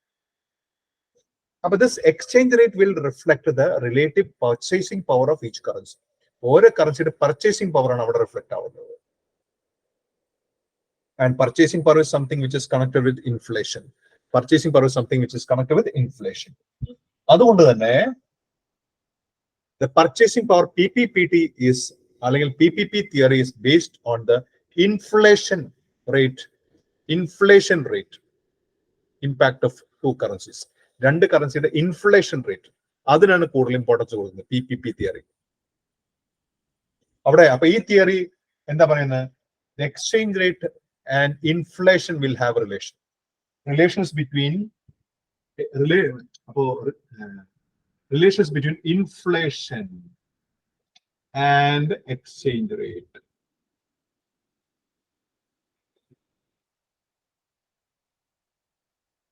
ഇത് ഇൻഫ്ലേഷനും exchange റേറ്റും തമ്മിലുള്ള relation ആണ്. ഇൻഫ്ലേഷനും exchange റേറ്റും തമ്മിലുള്ള റിലേഷൻ. അപ്പൊ എന്താ ഇൻഫ്ലേഷനെ പർട്ടിക്കുലർ, അപ്പൊ when you compare currencies of two countries, രണ്ട് രാജ്യത്തെ കറൻസീസ് നമ്മൾ കമ്പയർ ചെയ്യണം. രണ്ട് രാജ്യത്തെ കറൻസി നമ്മൾ കമ്പയർ ചെയ്യുമ്പോൾ ആ ഇൻഫ്ലേഷൻ ഫാക്ടർ നമ്മൾ കൺസിഡർ ചെയ്യണം. U consider the inflation factor. നമ്മൾ ഇൻഫ്ലേഷൻ ഫാക്ടർ നമ്മൾ കൺസിഡർ ചെയ്യണം. The inflation is going to have an impact on the exchange rate. Inflation is going to have an impact on the exchange rate. ആ inflation exchange റേറ്റിന് ഒരു impact ഉണ്ടാവും.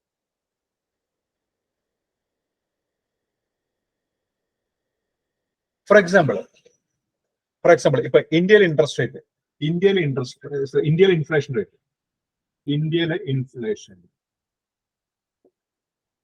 India inflation rate 12% per annum എന്ന് വെച്ചു. 12% per annum. Indian inflation rate 12% per annum.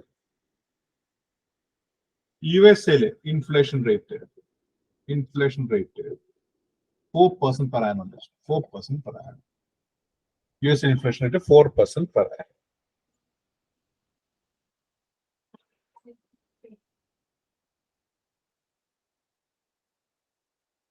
US inflation rate 4% per annum.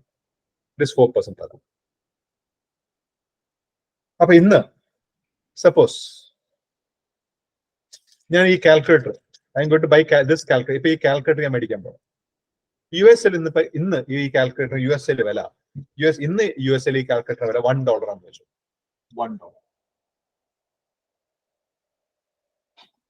USL ഇന്ന് ഈ calculator വില $1. ഇന്നത്തെ exchange rate $1 is equal to ₹70 ആണെന്ന് വെച്ചു. ഇന്നത്തെ exchange rate $1 is equal to ₹70. ഇന്നത്തെ എക്സ്ചേഞ്ച് റേറ്റ്. അപ്പോ if all the other factors okay, exchange ഇപ്പൊ inflation rate apart from inflation rate, balance everything is same. Balance എല്ലാ കണ്ടീഷൻസും സെയിം ആണ്. apart from this inflation rate, balance എല്ലാ കണ്ടീഷൻസും same ആണ്. അപ്പൊ ഇന്ന് ഞാൻ ഈ കാൽക്കുലേറ്റർ യുഎസ്എയിലാണ് മേടിക്കണമെങ്കിൽ $1 ആണെന്ന് വെച്ചു. ഇനി ഞാൻ ഇന്ത്യയിലാണ് കാൽക്കുലേറ്റർ മേടിക്കണമെങ്കിൽ അത് ₹70 ആയിരിക്കും. Provide other factors same.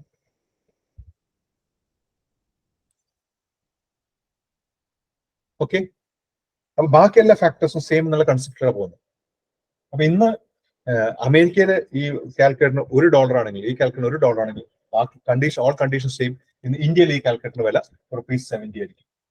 ₹70.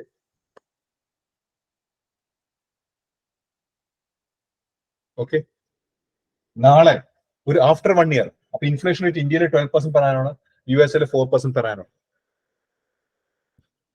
നാളെ ഇപ്പോ അമേരിക്കയില് ഇതേ കാൽക്കുലേറ്ററിന് ഇൻഫ്ലേഷൻ വരുമ്പോൾ പ്രൈസ് കൂടും. When there is inflation, the price will increase. ശരിയല്ലേ? ഇൻഫ്ലേഷൻ വരുമ്പോൾ പ്രൈസ് ഇൻക്രീസ് അല്ലേ ചെയ്യാം? ആണല്ലോ അല്ലെ? അപ്പൊ നാളെ ഒരു വർഷം കഴിഞ്ഞ ചിലപ്പോൾ ഈ കാൽക്കുലേറ്ററിന് $1.04 ആയിരിക്കും അമേരിക്കയിൽ. കാരണം നേരത്തെ ഒരു വർഷം മുമ്പ് $1 ഉണ്ടായിരുന്ന സാധനം ഇൻഫ്ലേഷൻ കാരണം ഇന്നിപ്പോ അതിന്റെ പ്രൈസ് $1.04. ഇന്ത്യയില് ഒരു വർഷം മുമ്പ് ₹70 ആയിരുന്നു ഈ കാൽക്കുലേറ്റർ വില. ഒരു വർഷം കഴിയുമ്പോൾ അമേരിക്ക 1.04 ആകുമ്പോൾ ഇന്ത്യയിൽ അത് 78.4 ആകും. 78.4.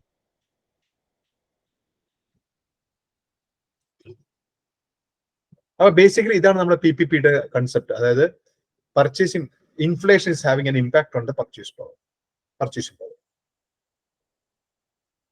ആ ഒരു കൺസെപ്റ്റ് ബേസ് ചെയ്തിട്ടാണ്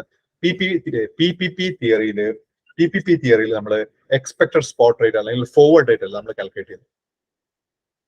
U calculate expected spot rate, അതായത് FSP, അതായത് future spot rate, forward rates, ഇതെല്ലാം നമ്മൾ കാൽക്കുലേറ്റ് ചെയ്യുന്നത് ബേസ്ഡ് ഓൺ ദിസ് കൺസെപ്റ്റ്. ഈ കൺസെപ്റ്റ് വെച്ചാണ് നമ്മൾ കാൽക്കുലേറ്റ് ചെയ്യുന്നത്. അപ്പൊ അങ്ങനെ വരുമ്പോൾ നമ്മുടെ ഫോർമുലയിൽ വളരെ ചെറിയ വേരിയേഷനേ ഉള്ളൂ. IRP ഫോർമുലയായിട്ട് കമ്പയർ ചെയ്യുമ്പോൾ ഇതിന് ചെറിയ വേരിയേഷൻ മാത്രം നോക്കിയാൽ മതി.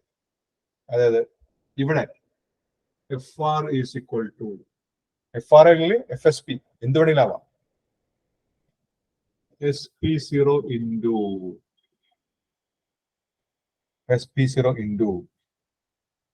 1 plus ID 1 plus ID D small letter ഇതാ 1 plus ID divided by 1 plus IF 1 plus IF. ഇത് I ആണുള്ളത്.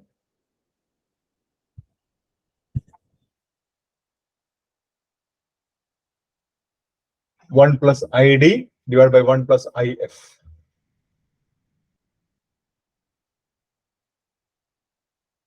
അപ്പൊ ഈ ഫോർമുലയും എഴുതിയിരിക്കുന്ന ഒരു ഡയറക്റ്റ് കോട്ട് കൺസെപ്റ്റ് ആണ് ഈ ഫോർമുല നമ്മൾ എഴുതിയിരിക്കുന്നത്.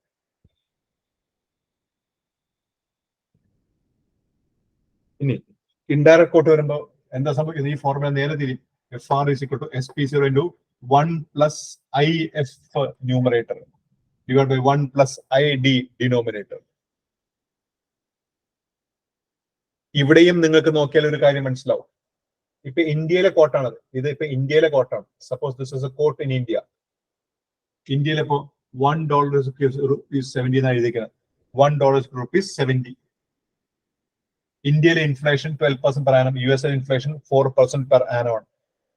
അപ്പൊ ഈ ഫോർമുല നമ്മൾ വർക്ക്ഔട്ട് ചെയ്യുമ്പോൾ 70 into 1 plus Indian inflation rate 12% per annum, 1 plus 0.12 divided by US 1 plus 0.04. 1 plus 0.04. US inflation 0.04.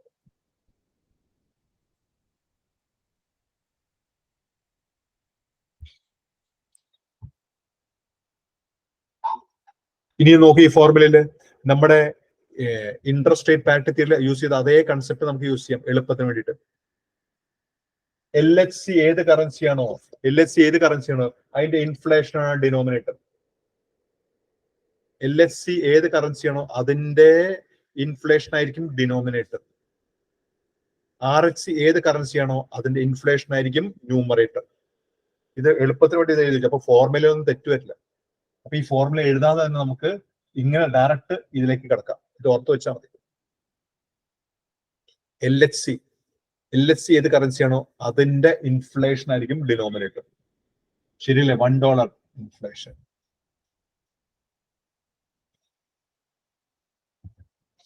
ഇത് വർക്ക്ഔട്ട് ചെയ്യുമ്പോൾ എത്ര വരും ആൻസർ?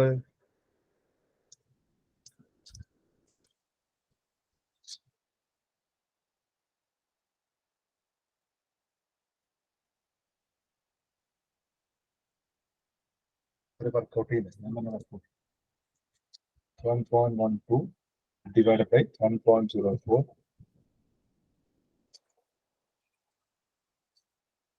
into 70. 75.385 അല്ലേ?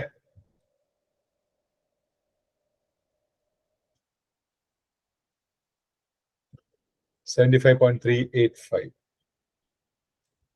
കറക്റ്റ് അല്ലേ?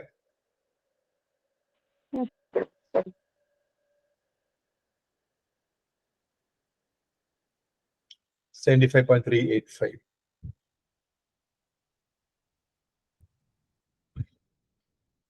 ഒന്ന് ശ്രദ്ധിക്കാമോ?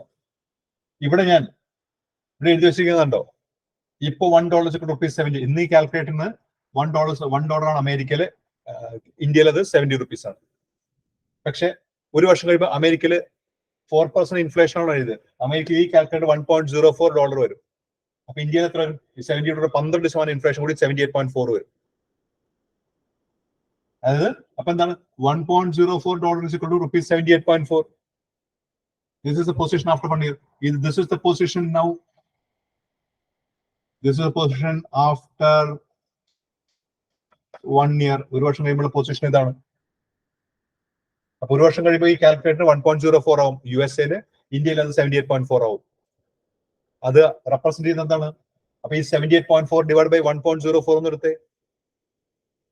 ഇനി നമ്മൾ എഴുതുമ്പോൾ ലെഫ്റ്റ് സൈഡിൽ എപ്പോഴും 1 വേണ്ടേ? ലെഫ്റ്റ് സൈഡിൽ എപ്പോഴും 1 വേണം. അപ്പൊ റൈറ്റ് സൈഡിലെ വാല്യൂ എത്രയാവും? 78.4 ഡിവൈഡഡ് ബൈ 1.04 എടുത്താൽ പോരെ. If $1.04 is equal to rupees 78.4, well, then what will be the value of 1? 1 in the value എത്രയാണ്? ഇതേ ആൻസർ തന്നെ കിട്ടില്ലേ? 75.385 കിട്ടില്ലേ?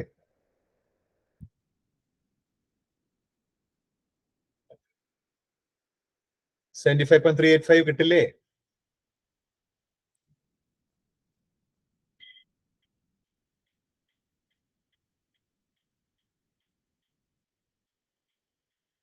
അത്രേ എക്സ്ചേഞ്ച് കൊണ്ട് ഉദ്ദേശിക്കുന്നുള്ളൂ. അത്രേ മീൻസ് PPP ഉദ്ദേശിക്കുന്നുള്ളൂ.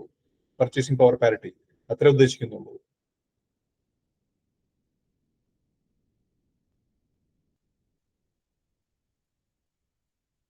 അപ്പോ രണ്ട് രാജ്യത്തെയും ഇൻഫ്ലേഷന് എക്സ്ചേഞ്ച് റേറ്റ് ഒരു ഇമ്പാക്ട് ഉണ്ട്. അപ്പൊ അത് പ്രൂവ് ചെയ്യാൻ വേണ്ടിയിട്ടാണ് ഞാൻ ഈ കാൽക്കുലേറ്റർ വെച്ച് എക്സാമ്പിൾ പറഞ്ഞത്.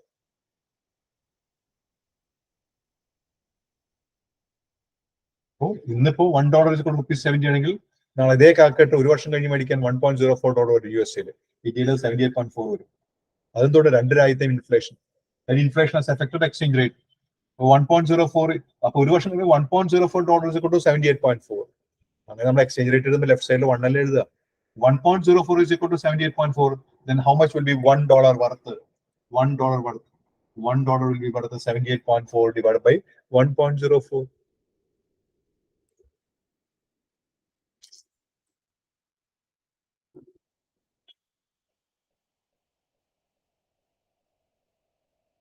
Okay.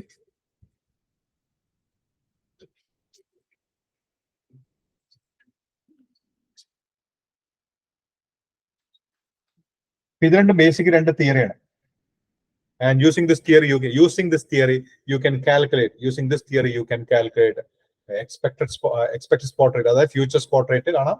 Expected spot rate means future spot rate കാണാം. അതുപോലെ നിങ്ങൾക്ക് forward rate നിങ്ങൾക്ക് കാൽക്കുലേറ്റ് ചെയ്യാം.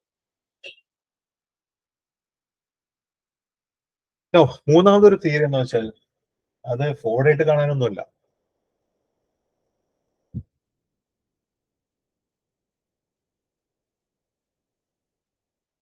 ഇന്റർനാഷണൽ ഫിഷർ എഫക്ട് എന്നൊരു കൺസെപ്റ്റ് ഉണ്ട്. ഇന്റർനാഷണൽ ഫിഷർ എഫക്ട്, IFE എന്ന് പറയും. IFE,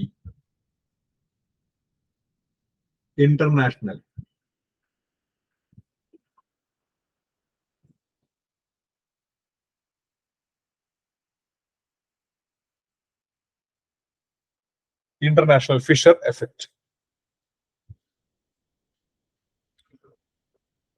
ഇനി ഇത് കുറച്ചും കൂടി തിയറിറ്റിക്കൽ ആണ്. This international fisher effect, they use interest rate. They use interest rate difference rather than inflation rate difference to explain why exchange rate is changing over a period of time. അപ്പൊ international Fisher effect എന്താ ചെയ്യുന്നത്? International Fisher effect they use the interest rate difference. അവർ interest rate ഡിഫറൻഷ്യലിനാണ് importance കൊടുക്കുന്നത്. അപ്പൊ രണ്ട് factors ഇപ്പൊ നമ്മൾ പറഞ്ഞു, ഇൻട്രസ്റ്റ് റേറ്റ് ഡിഫറൻഷ്യലും ഉണ്ട്, ഇൻഫ്ലേഷൻ റേറ്റ് ഡിഫറൻഷ്യലും ഉണ്ട്. ഇതെല്ലാം എക്സ്ചേഞ്ച് റേറ്റിന് എഫക്ട് ചെയ്യുന്ന രണ്ട് കാര്യങ്ങളാണ്, ഇൻട്രസ്റ്റ് റേറ്റ് ഡിഫറൻഷ്യലും ഇൻഫ്ലേഷൻ റേറ്റ് ഡിഫറൻഷ്യലും. Both are going to effect the exchange rate. പക്ഷേ ഇന്റർനാഷണൽ ഫിഷർ എഫക്ട് കൂടുതൽ ഇമ്പോർട്ടൻസ് ഇൻട്രസ്റ്റ് റേറ്റ് ഡിഫറൻഷ്യൽ ആണ്. അപ്പോൾ why exchange rate is changing over a period of time, അത് അനലൈസ് ചെയ്യാൻ വേണ്ടിയിട്ട് international Fisher effect give more emphasis or more importance for the interest rate differential. Interest rate ഡിഫറൻഷ്യലിനാണ് കൂടുതൽ importance കൊടുക്കുന്നത്. പക്ഷേ theory wise നമ്മൾ നോക്കുമ്പോൾ, അപ്പോൾ തിയറി വൈസ് നമ്മൾ നോക്കുമ്പോൾ this international Fisher effect is more related with PPPT. അപ്പൊ ഇന്റർനാഷണൽ ഫിഷർ എഫക്ട് രണ്ടിന്റെയും ഒരു ഐഡന്റിറ്റി ഉണ്ട്. കാരണം വെച്ചാല് ഇന്റർനാഷണൽ ഫിഷർ എഫക്ട് ഇമ്പോർട്ടൻസ് കൊടുക്കുന്നത് എന്തിനാണ്? എന്തുകൊണ്ട് എക്സ്ചേഞ്ച് റേറ്റ് ചേഞ്ച് ആവുന്നു, ഓവർ പീരീഡ് ഓഫ് എന്തുകൊണ്ട് എക്സ്ചേഞ്ച് റേറ്റ് ചേഞ്ച് ആവുന്നു, അത് അനലൈസ് ചെയ്യുന്ന സമയത്ത് international Fisher effect is giving more importance for interest rate differential. Interest rate ഡിഫറൻഷ്യലാണ് കൂടുതൽ ഇമ്പോർട്ടൻസ് കൊടുക്കുന്നത്. എന്തുകൊണ്ട് ഇൻട്രസ്റ്റ് റേറ്റുകൾ മാറുന്നു, എന്തുകൊണ്ട് എക്സ്ചേഞ്ച് റേറ്റ് മാറുന്നു, അത് അനലൈസ് ചെയ്യാൻ വേണ്ടിയിട്ട് ഇൻട്രസ്റ്റ് റേറ്റ് ഡിഫറൻഷ്യലാണ് കൂടുതൽ എംഫസിസ് കൊടുക്കുന്നത് IFE. പക്ഷേ തിയറി വൈസ് നമ്മൾ ഒരു കമ്പാരിറ്റീവ് സ്റ്റഡി കമ്പാരിസൺ നടത്തുമ്പോൾ this IFE is more related with PPP theory. PPP theory ആയിട്ടാണ് കുറച്ചുകൂടി റിലേറ്റഡ്. എന്തുകൊണ്ടാന്ന് വെച്ചാൽ why is it so? Because this interest rates are correlated with inflation rate. Interest rates are correlated with inflation rate. Interest rate inflation rate related ആണ്. Interest rate inflation rate related ആണ്. കാരണം inflation എന്താ ചെയ്യുക? What will happen when there is inflation? When there is inflation everything will go up. എല്ലാം കൂടിക്കൊണ്ടിരിക്കും. സാധനങ്ങളുടെ വില കൂടും. എല്ലാം കൂടുന്ന കൂട്ടത്തിൽ ഏതും കൂടും? ഇൻട്രസ്റ്റ് റേറ്റും കൂടും. So this inflation is having an impact on the interest rate also. അപ്പൊ ഈ ഫിഷർ എഫക്ട് പറയുന്നത് വെച്ചാല് this interest rate is actually highly correlated with the inflation rate. അപ്പൊ ഇൻഫ്ലേഷൻ റേറ്റും ഇൻട്രസ്റ്റ് റേറ്റും തമ്മിൽ കോറിലേഷൻ ഉണ്ട്. There is a correlation. അപ്പൊ whenever there is inflation, when everything go up, എല്ലാം upward മൂവ് ചെയ്യുമ്പോൾ the interest rate also will go up. So there is a positive correlation between inflation and interest rates. അപ്പൊ അതുകൊണ്ടാണെന്ന് വെച്ചാൽ ഈ IFEക്ക് രണ്ടിന്റെ ഒരു identity ഉണ്ട്.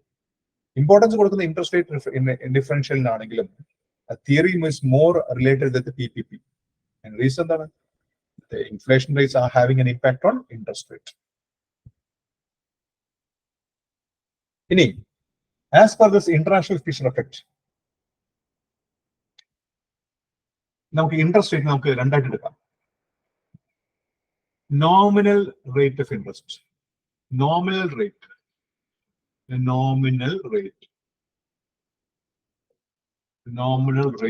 of interest. Nominal rate of interest. As per this IFE, nominal rate of interest is having two elements. Nominal rate of interest is having two elements. രണ്ട് elements ഉണ്ട് nominal rate of interest. രണ്ട് elements ഉണ്ട്. ഒന്ന് real rate of interest. Nominal rate of interest രണ്ട് elements ഉണ്ട്. ഒന്ന് real rate of interest, പിന്നെ anticipated inflation.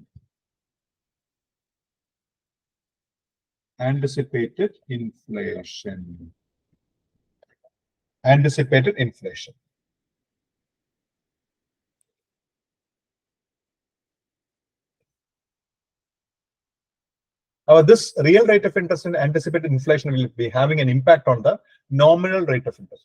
Nominal rate of interest impact ഉണ്ടാവും.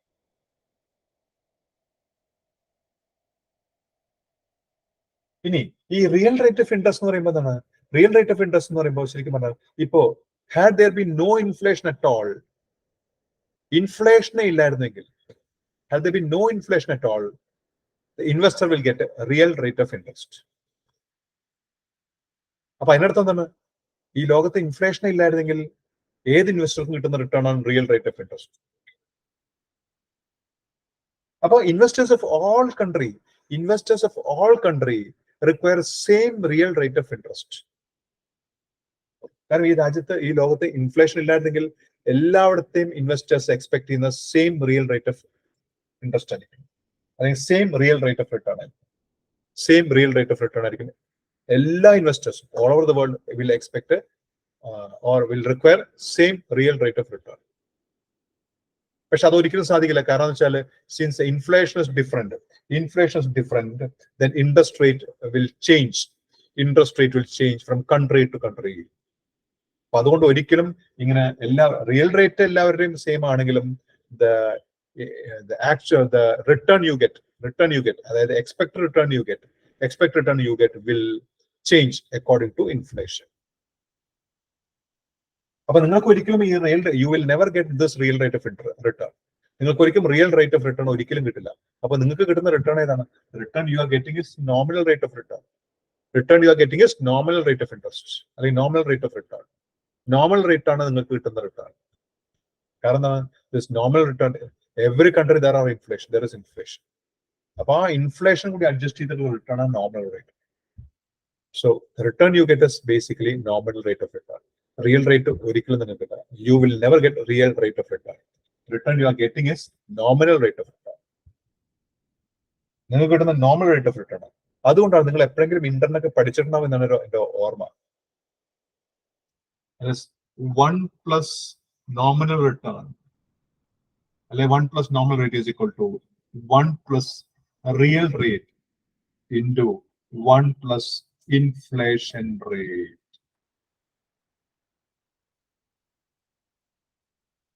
ഇങ്ങനെ ഫോർമുല പഠിച്ചിട്ടുണ്ടോ?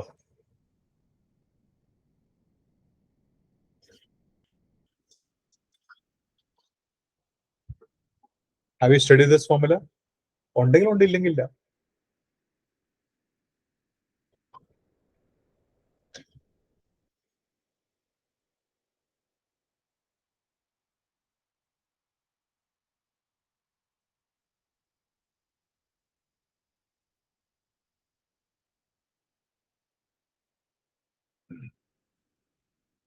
One plus nominal return is equal to, I think 1 plus nominal rate is equal to 1 plus real rate plus 1 plus inflation rate.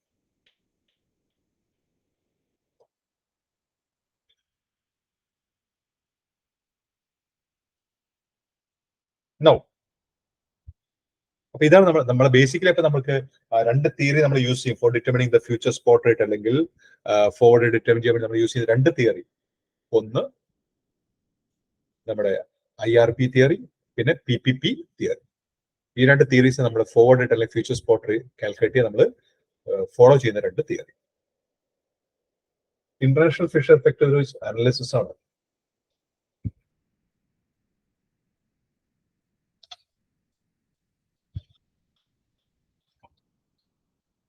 Now, who are the participants in Forex market? Forex market participants are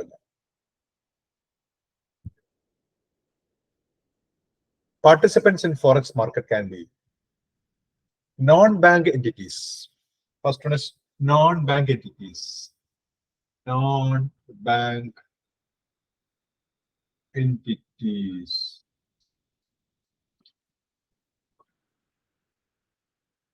Why do non-bank entities? Appo non-bank entities are a participant. Appo even enthana participate? These non-bank entities may have their own import അല്ലെങ്കിൽ export commitments ഉണ്ടാവും. Import അല്ലെങ്കിൽ export commitments ഉണ്ടാവും. For this purpose, they may require foreign exchange. അവർക്ക് foreign exchange വേണം.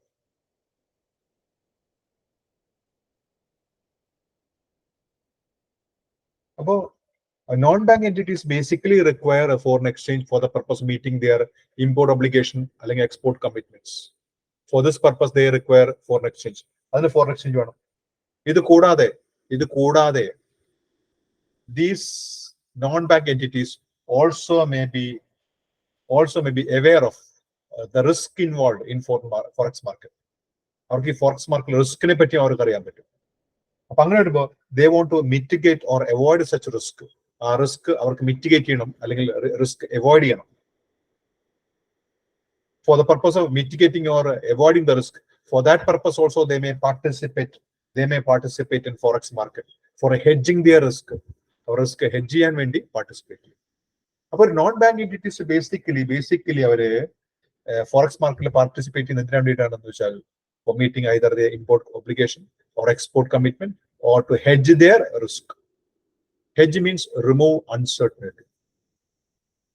Foreign exchange risk remove ചെയ്യാനുള്ള പ്രോസസ്സിനെ നമ്മൾ hedging എന്ന് പറയുന്നത്. That means they are removing the uncertainty in forex fluctuation. അപ്പൊ ഇതിനു വേണ്ടിയിട്ട് non banking entities participate basically ഇതിനു വേണ്ടിയിട്ടാണ്.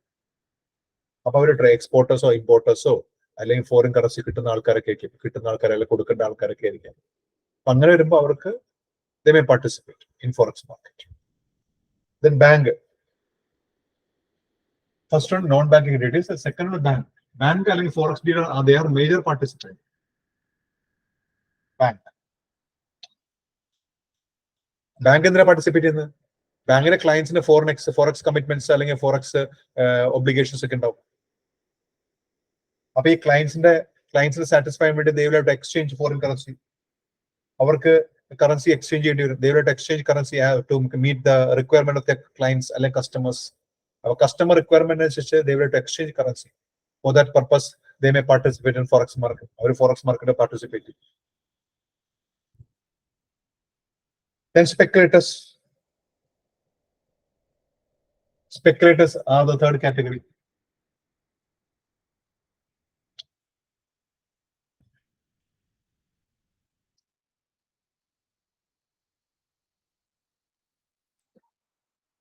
Speculators ഉദ്ദേശം എന്താണ്?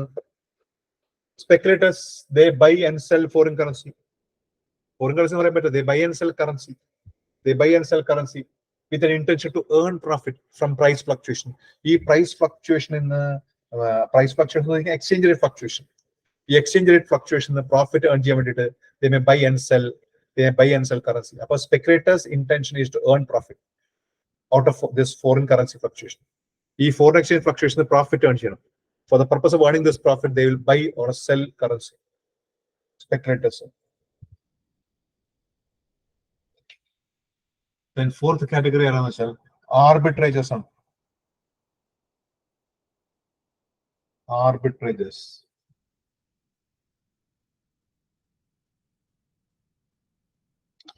Arbitragers. Arbitragers. Arbitragers in intention എന്ന് വെച്ചാല് arbitragers will participate in two different markets. ഒന്നിൽ കൂടുതൽ മാർക്കറ്റിൽ പാർട്ടിസിപ്പേറ്റ് ചെയ്യും. They will participate in more than one market. So, Mumbai market, London market. Say, Mumbai market exchange rate. Mumbai market, say for example, exchange rate $1 is equal to rupees 80. Mumbai market $1 is equal to rupees 80. Example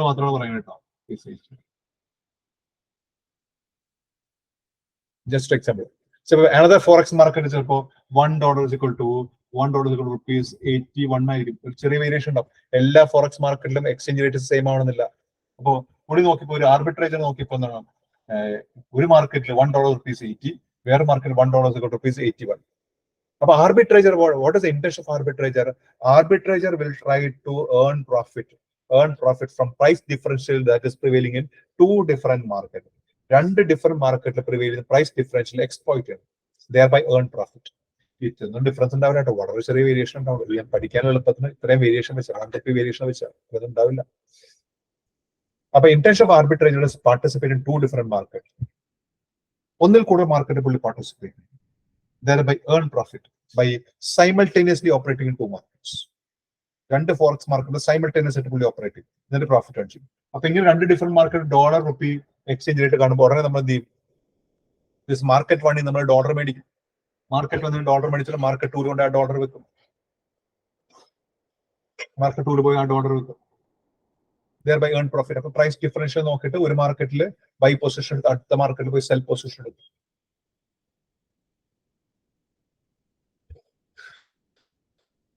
അപ്പൊ this is what orbit. അപ്പൊ speculators basically എന്താ ചെയ്യുന്നത്? Speculators basically ഒറ്റ forex മാർക്കറ്റാണ് trade ചെയ്യുക. ആർബിട്രേജർ എന്ത് ചെയ്യും?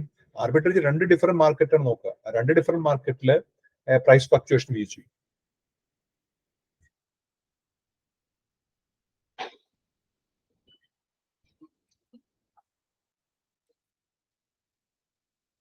Then government forex market normally participating through their central bank വഴി participate ചെയ്യുക. They participate through their central banks and they participate for the purpose of what the government do. Government role basically monitoring role. They will monitor the forex market. They will monitor the forex market to ensure its stability. The forex market stabilize ചെയ്യണം. And for the purpose of stabilizing the foreign exchange market, they closely monitor the market. And they exercise the power. They participate in the forex market through central bank. Central bank will forex market participate. But these are the 5 participants of a forex market. A foreign exchange market participants are there.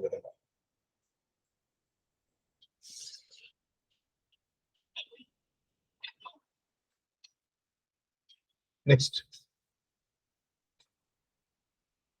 What do you mean by foreign exchange exposure? What is foreign exchange exposure?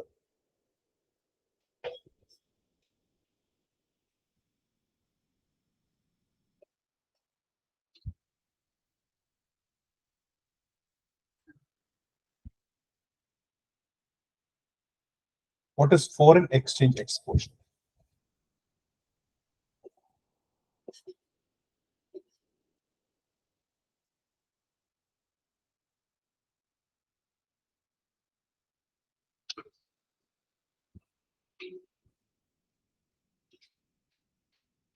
Foreign exchange exposure is actually a projected or contingent cash flow. Projected or contingent cash flow. What will be its magnitude? Projected cash flow and contingent cash flow and magnitude, impact on the. That is not certain. If projected or contingent, the impact is not certain now. The impact on the evaluate. The magnitude depends on various factors. Magnitude depends on various factors. Magnitude, factors will have an impact. About say exchange rate, interest rate, all these, how much is what is the exchange rate, how much is the interest rate, all these variables will have an impact. Is an impact on exchange exposure exposure it is actually a projected cash flow. Projected cash flow, and the contingent cash flow. What will be its impact? The magnitude and the presently evaluate. Certain. Now it is uncertain. Pala factors depend. Different factors will have impact. Foreign exchange fluctuation, this foreign exchange exposure is classified into 3 broad categories. This foreign exchange exposure is 3 categories divided. This is classified into 3. First one is transaction exposure. Transaction exposure.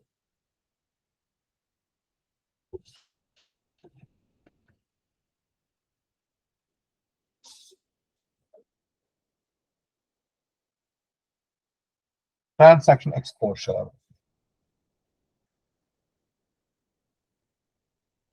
What is transaction exposure? The transaction exposure is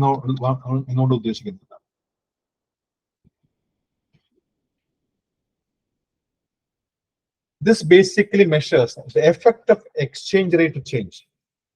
This basically measures the effect of exchange rate change on certain obligations which are outstanding. On certain obligations which are outstanding. And these obligations existed before the exchange rate changed. The obligation the exchange rate obligation obligation settle exchange rate exchange rate change obligation settle. The obligation happened before the exchange rate changed. Exchange rate obligation obligation settle obligation settle exchange rate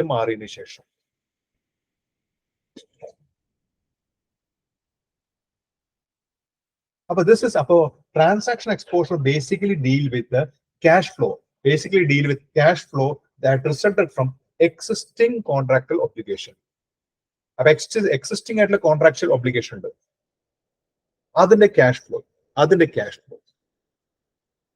Cash flow. That's daily transaction exposure. Transaction exposure will deal with cash flow that result from existing contractual obligation. Existing contractual obligation, it is a contractual obligation that existed before exchange rate changed. ഞാൻ ഒരു machinery import ചെയ്യാണ്. ഞാൻ machinery import ചെയ്തു. അപ്പൊ machinery import ചെയ്യുന്ന സമയത്ത് exchange rate $1 70 ആണ്. ഈ ഒബ്ലിഗേഷൻ മീറ്റ് ചെയ്യേണ്ടത് ആഫ്റ്റർ 3 months ആണ്. അപ്പൊ ഒബ്ലിഗേഷൻ മീറ്റ് ചെയ്യേണ്ട സമയത്ത് എക്സ്ചേഞ്ച് റേറ്റ് $1 ആയി. ഇപ്പൊ നാച്ചുറൽ എന്ത് പറ്റി? എക്സ്ചേഞ്ച് റേറ്റ് ചേഞ്ച് ചെയ്യുന്നതിന് മുമ്പാണ് ഒബ്ലിഗേഷൻ വന്നത്. ഒബ്ലിഗേഷൻ മീറ്റ് ചെയ്ത് എക്സ്ചേഞ്ച് റേറ്റ് മാറിയതിനു ശേഷം.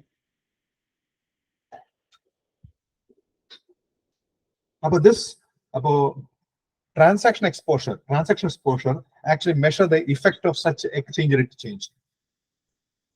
Our transaction exposure അത്തരം exchange rate change effect measure ചെയ്യുന്നതാണ് transaction exposure. അതായത് obligation happened or the obligation is outstanding before exchange rate changed, but that obligation settled after exchange rate just changed. Exchange rate മാറിയതിനു ശേഷം obligation settle ചെയ്തു. What will be the impact? What will be the effect of that exchange rate change? ആ exchange rate change effect എന്താണ്? That is analyzed in transaction exposure. അതായത് ആ ട്രാൻസാക്ഷനിൽ exchange rate change വരുന്ന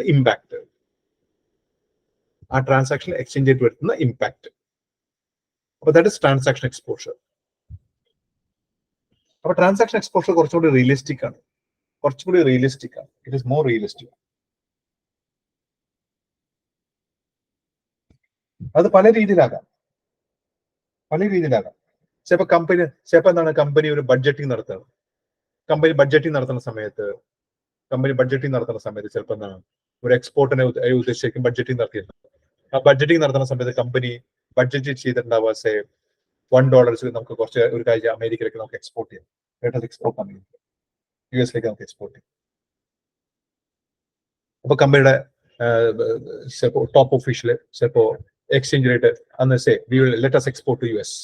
അപ്പോ പുള്ളി expect ചെയ്താന്ന് വെച്ചാൽ പുള്ളി ബഡ്ജറ്റ് ചെയ്ത് $1 വെച്ചാൽ പുള്ളി ബഡ്ജറ്റ് ചെയ്തു. അപ്പൊ യുഎസിലേക്ക് എക്സ്പോർട്ടിൽ നമുക്ക് ഇത്ര ടേൺ ഓവർ വരാം, ഇത്ര സെയിൽ ടേൺ ഓവർ, ഇത്ര പ്രോഫിറ്റ് വരാം. അങ്ങനെ പുള്ളി ചിലപ്പോ $1 പുള്ളി ചിലപ്പോൾ ബഡ്ജറ്റ് ചെയ്തിട്ടുണ്ടാവും. നാളെ എക്സ്ചേഞ്ച് റേറ്റ് $1 ഇപ്പൊ റിയലിസ്റ്റിക് ടേം വന്നപ്പോ റിയലൈസേഷൻ ആകുമ്പോഴേക്കും ആ ബഡ്ജറ്റ് ആ എക്സ്ചേഞ്ച് റേറ്റ് $1 വന്ന പുള്ളി ഹാപ്പിയാണ്. അതൊരു എക്സ്പോഷർ എന്ന് പറയേണ്ട ആവശ്യമില്ല, കാരണം അതൊരു ഗെയിൻ ആണ്. പക്ഷെ റിയൽ സിറ്റുവേഷൻ ഹാപ്പൻസ് വെൻ നാളെ റുപ്പി അങ്ങനെ സ്ട്രെങ്തൻ ചെയ്തു. അപ്പൊ ബഡ്ജറ്റ് ചെയ്യുന്ന സമയത്ത് $1 വെച്ചിട്ടാണ് പുള്ളി ബഡ്ജറ്റ് ചെയ്തു. പക്ഷെ നാളെ റുപ്പി അങ്ങനെ സ്ട്രെങ്തൻ ചെയ്തു. നാളെ എക്സ്ചേഞ്ചിൽ $1 ആയി. Then the transaction is exposed. അപ്പൊ ആ ഇമ്പാക്ട് ആണ്. അതായത് നമുക്ക് എന്താ സംഭവിക്കുന്നത്,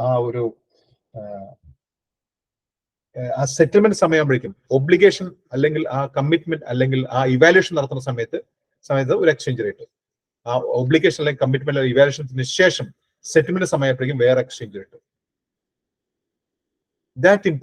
That impact is analyzed in transaction exposure. അതാണ് ശരിക്കും പറഞ്ഞാൽ ട്രാൻസാക്ഷൻ എക്സ്പോഷറിൽ ഇവാലുവേറ്റ്. ഇത് transaction exposure. Next is translation exposure. Translation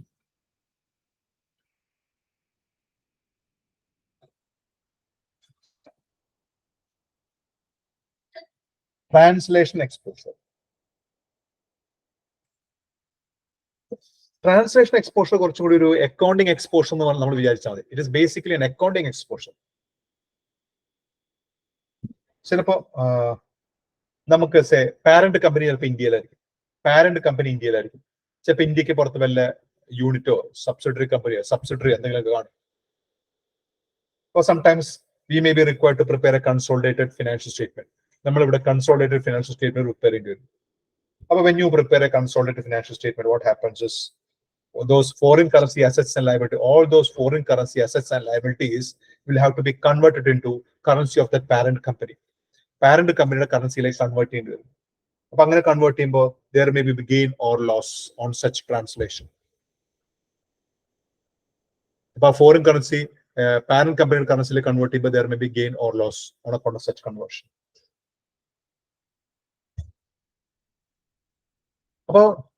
That is basically transaction exposure.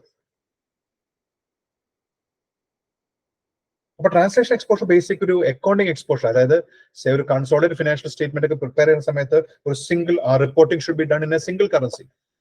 Single reporting currency. Foreign currency parent company currency converting, but definitely there will be an accounting exposure. Accounting exposure basically accounting exposure. But transaction exposure is basically accounting exposure that may be on account of preparing a consolidated financial statement.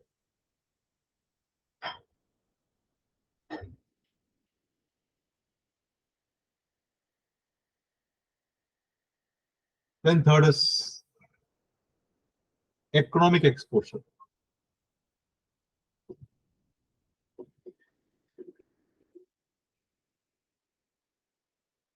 പക്ഷെ ചില കേസിലുണ്ടല്ലോ ഈ ചില കേസിൽ translation exposure ചിലപ്പോൾ transaction exposure ആയിട്ട് മാറാനും സാധ്യതയുണ്ട്. കാരണം എന്താ വെച്ചാൽ ഈ ട്രാൻസാക്ഷൻ അക്കൗണ്ടിങ് പർപ്പസിന് വേണ്ടിയിട്ട് ചിലപ്പോൾ ഒരു ഫോറിൻ കറൻസി ലയബിലിറ്റി ഉണ്ട്. അക്കൗണ്ടിങ് പർപ്പസിന് വേണ്ടി ചിലപ്പോൾ ഇപ്പൊ ലോൺ എടുത്ത് അക്കൗണ്ടിങ് പർപ്പസിന് ചിലപ്പോൾ ഈ ലോൺ ചില പാരന്റ് കമ്പനിയുടെ കറൻസിയിലേക്ക് കൺവേർട്ട് ചെയ്തിട്ടുണ്ടാവും. കുറച്ച് കഴിയുമ്പോൾ ലോൺ സെറ്റിൽ ചെയ്യുന്ന സമയത്ത് എന്താണ് ലോൺ സെറ്റിൽ ചെയ്യുന്ന സമയമാകുമ്പോഴേക്കും ചിലപ്പോൾ എക്സ്ചേഞ്ച് റേറ്റ് മാറിയിട്ടുണ്ടാവും. അപ്പൊ എന്ത് വെച്ച് ഒബ്ലിഗേഷൻ ക്രിയേറ്റ് ചെയ്യുന്ന സമയത്ത് ഒരു എക്സ്ചേഞ്ച് റേറ്റ്, ഒബ്ലിഗേഷൻ ക്രിയേറ്റ് ചെയ്തതിനു ശേഷം എക്സ്ചേഞ്ച് റേറ്റ് മാറി, സെറ്റിൽമെന്റ് സമയത്തേക്ക് എക്സ്ചേഞ്ച് റേറ്റ് മാറി. അപ്പൊ എന്തായിട്ട് മാറി? ട്രാൻസാക്ഷൻ എക്സ്പോഷർ ആയിട്ട് മാറും. അപ്പൊ ചിലപ്പോൾ ബാലൻസ് ഷീറ്റ് പർപ്പസിന് വേണ്ടിയിട്ട് നമ്മൾ അസറ്റും ലയബിലിറ്റിയും പാരന്റ് കമ്പനിയുടെ എക്സ്ചേഞ്ച് റേറ്റിലേക്ക് പാരന്റ് കമ്പനിയുടെ കറൻസിയിലേക്ക് മാറ്റിയിട്ടുണ്ടാവും. അത് ട്രാൻസ്ലേഷൻ എക്സ്പോഷർ. കുറച്ചുകൂടെ കഴിഞ്ഞപ്പോൾ റിയലിസ്റ്റിക് ആയിട്ട് ആ ഒബ്ലിഗേഷൻ സെറ്റിൽ ചെയ്യേണ്ട സമയം വരും. റിയലിസ്റ്റിക് ആയിട്ട് ഒബ്ലിഗേഷൻ സെറ്റിൽ ചെയ്യേണ്ട സമയപ്പോഴേക്കും എന്ത് പറ്റി? അപ്പോഴും എക്സ്ചേഞ്ച് റേറ്റ് മാറിയിട്ടുണ്ടാവും. ആ സിറ്റുവേഷനിൽ transaction exposure may get converted as transaction exposure. Then third is economic exposure. Economic exposure എന്താണ്? Basically analysis.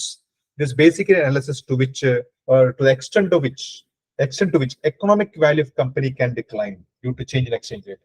അപ്പൊ ഈ എക്സ്ചേഞ്ച് റേറ്റ് ചേഞ്ച് ചെയ്യുന്ന കാരണം ഒരു കമ്പനിയുടെ എക്കണോമിക് വാല്യൂ എത്രത്തോളം ഡിക്ലൈൻ റെഡ്യൂസ് ആകാം, അതിന്റെ ഒരു ഇവാലുവേഷൻ ആണ് എക്കണോമിക് എക്സ്പോഷർ. അതായത് ബേസിക്കലി അവിടെ എന്താ ചെയ്യുന്നത്? what will be the impact of exchange rate change? What will be the impact of exchange rate change on the value of firm? Our firmന്റെ വാല്യൂയിൽ what will be the overall impact? ഫേമിന്റെ വാല്യൂയിൽ what will be the overall impact of exchange rate change? അപ്പൊ ഈ exchange rate ചേഞ്ചിന്റെ impact എന്തായിരിക്കും? ഫേമിന്റെ വാല്യൂല് എന്ത് impact വരുത്തും exchange rate change? അതാണ് basically economic exposure. That is economic exposure. Basically അപ്പൊ ഈ മൂന്ന് type exposures നമുക്ക് ഉണ്ടാവും. ഒന്ന് translation exposure, then there is transaction exposure, then there is economic exposure. അപ്പൊ ഫോറിൻ എക്സ്ചേഞ്ച് എക്സ്പോഷറിലെ ബേസിക് 3 എലിമെന്റ്സ് ആണ്. What are the 3 different types of foreign exchange exposure? Transaction എന്താണ്? Obligation before exchange rate change, but settlement after exchange rate change. Translation എന്താണ്? For consolidation purpose, assets and liabilities in foreign currency will have to be converted to currency of parent company. Economic exposure എന്താണ്? Evaluating what will the impact of exchange rate change on the value of firm. But these are the 3 types of foreign exchange exposure.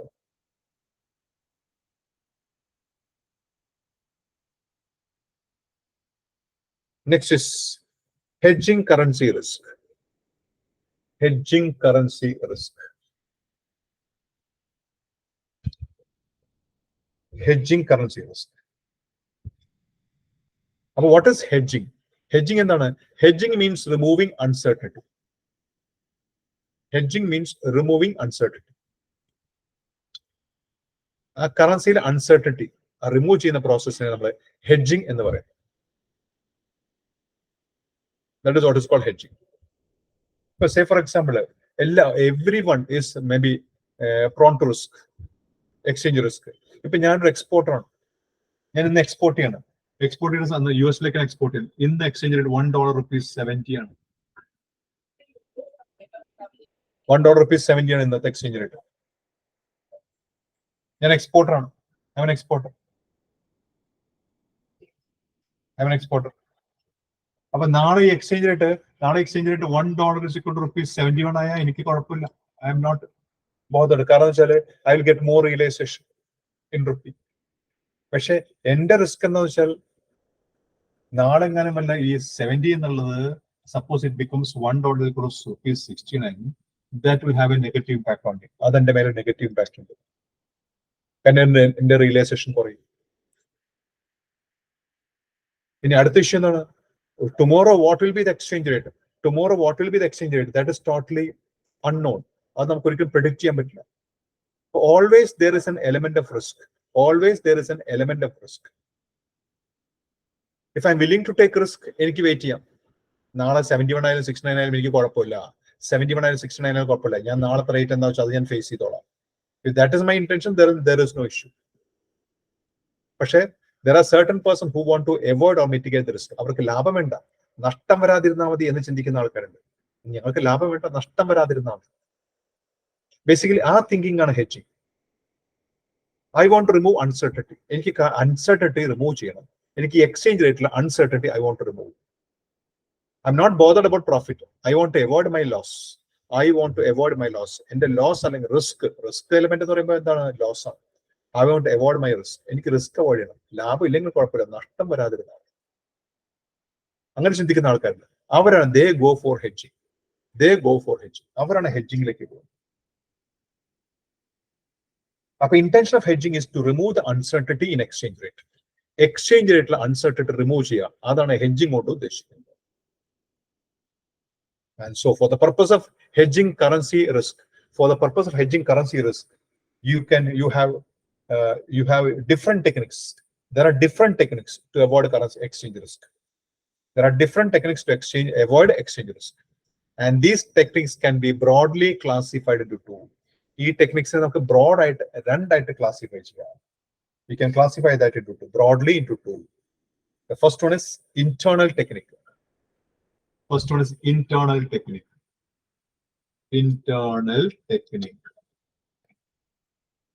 Then external technique.